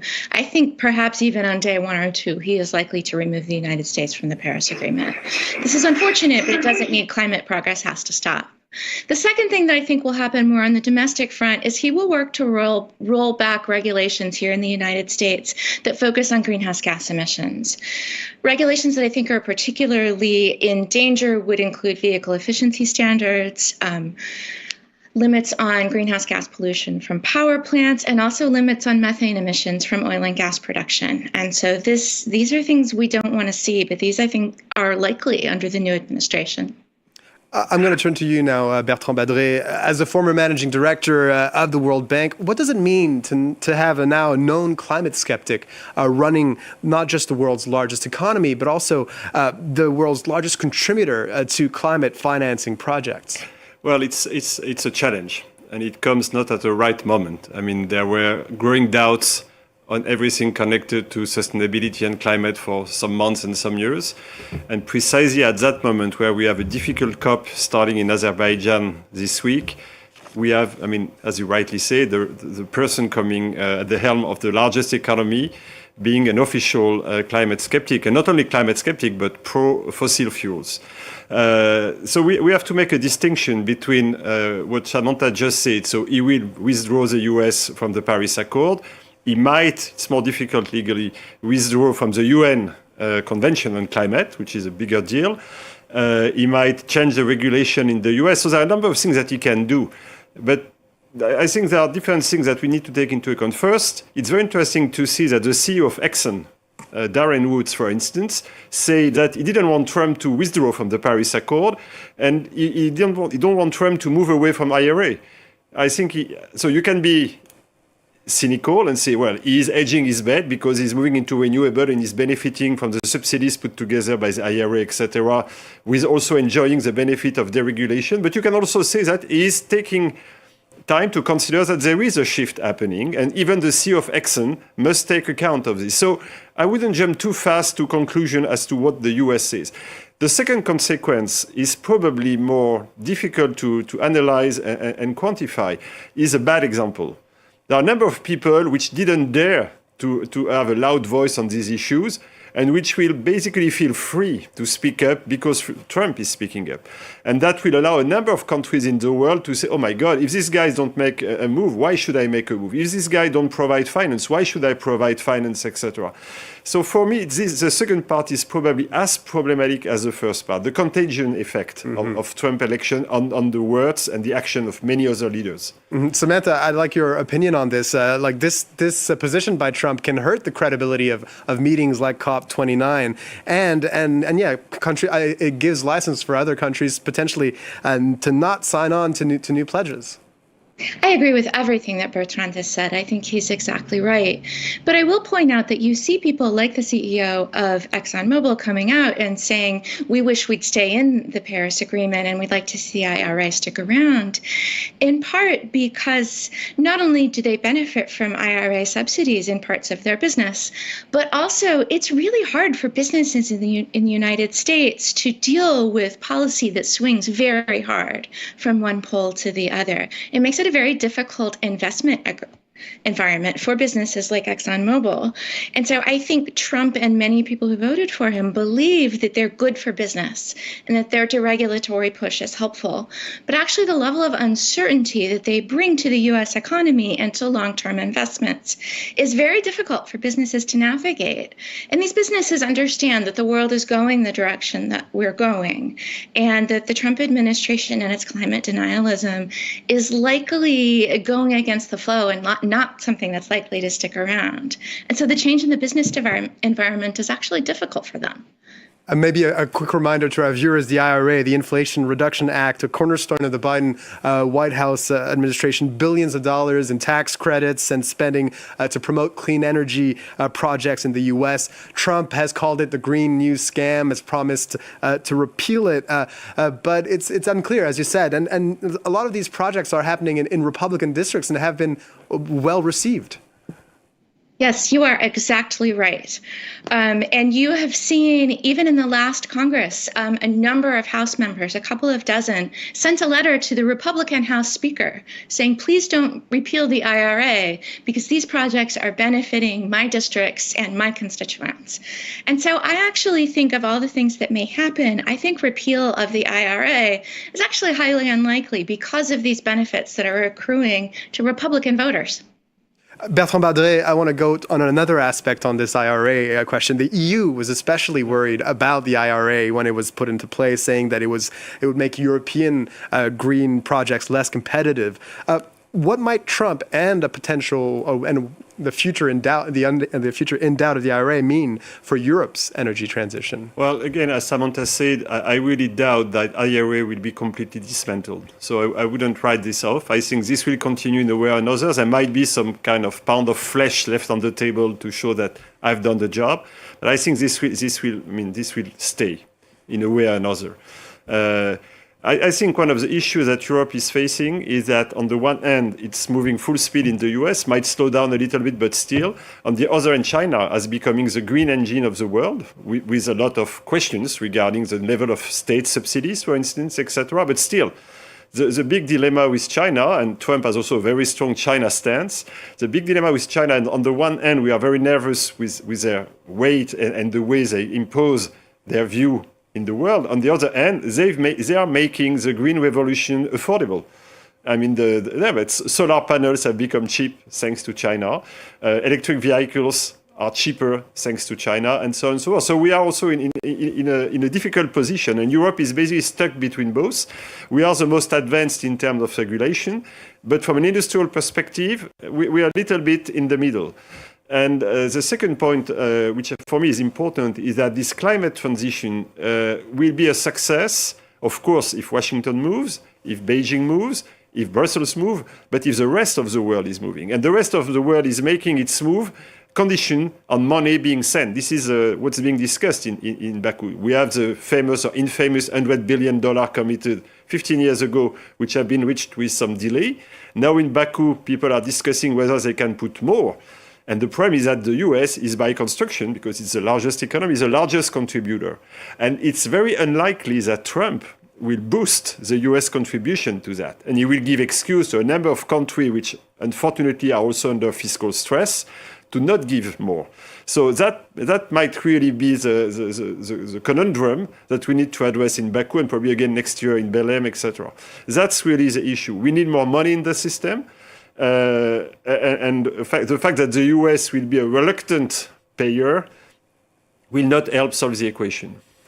Samantha, I'll turn to you for final thoughts, especially regarding the COP29 conference going on. Aside from the shadow cast by Donald Trump, there's also a notable absence of a number of different heads of state. Do you really expect any concrete breakthroughs from this conference? You know, there's no such thing as an easy COP. And the reason for that is that the process there is very consensus-based. You have to get all of the folks in the room to agree, and that is always extremely difficult to do. And so I think that this was always going to be difficult. What I often look for to happen at these COPs is actually what happens outside the negotiation room and all the side things that are going on. And so I hope to continue to see progress happening with things like the Just Energy Transition Partnerships, which are groups of wealthy countries working with countries like South Africa and Vietnam to transform their energy sectors. It's not a global promise, but the global promises are very hard to get to. And so I think we should look to incremental progress and not get hopelessly frustrated if we don't see what we want out of the central negotiations. Samantha Gross, you're the director of the Energy Security and Climate Initiative at the Brookings Institution. Thank you so much for sharing your insights with us. And we also had Bertrand Badré with us. Thank you so much. You are the founder and managing partner of Blue Like an Orange Sustainable Capital. And thank you for being with us. That's all we have time for, unfortunately. Thanks to you for watching. If you like the show, you can watch all of our previous episodes on the France 24 app or website. You can also listen on the podcast platform of your choice. In the meantime, stay tuned to France 24.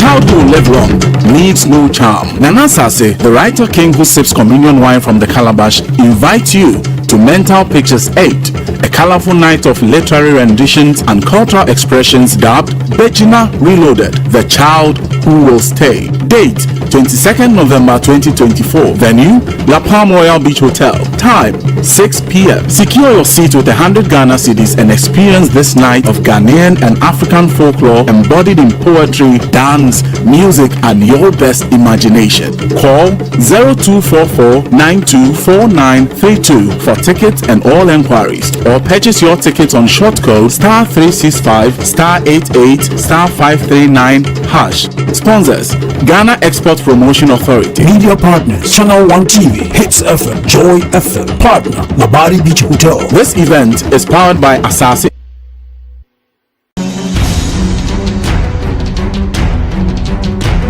This election season, Channel 1 TV is bringing you closer to every vote, every constituency, and every result. Our team will provide in-depth data-driven analysis to show you what each vote means for our nation. From the campaign trail to voting day and the final declaration of results, Channel 1 Television is covering it all. We'll be on the ground in all 276 constituencies, so every voice is heard and every community represented.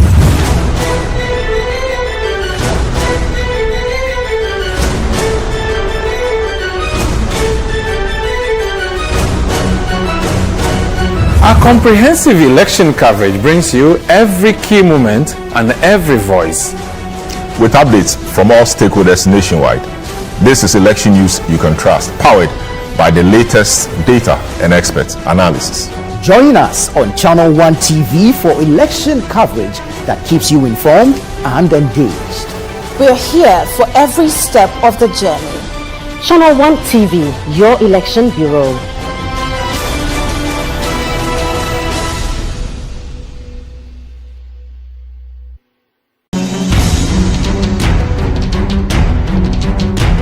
This election season, Channel 1 TV is bringing you closer to every vote, every constituency, and every result.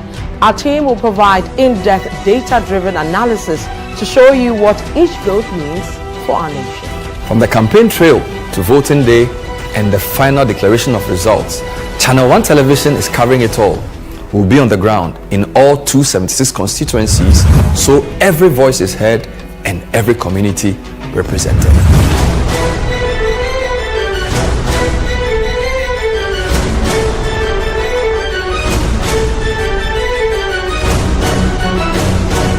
Our comprehensive election coverage brings you every key moment and every voice, with updates from all stakeholders nationwide.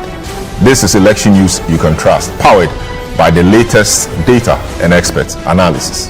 Join us on Channel 1 TV for election coverage that keeps you informed and engaged. We're here for every step of the journey. Channel 1 TV, your election bureau.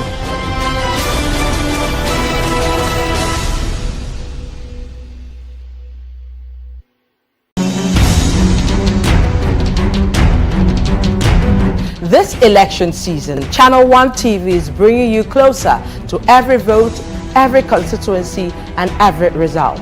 Our team will provide in-depth data-driven analysis to show you what each vote means for our nation. From the campaign trail to voting.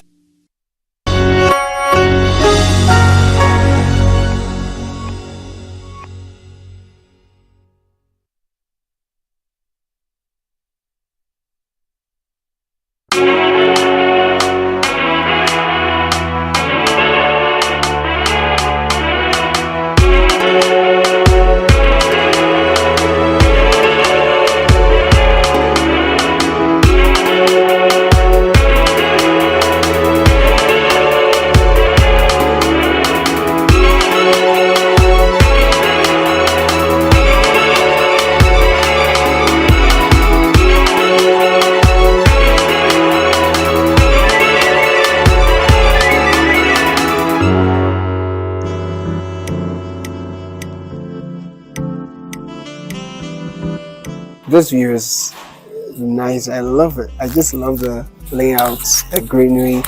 But it's for students, yeah. It's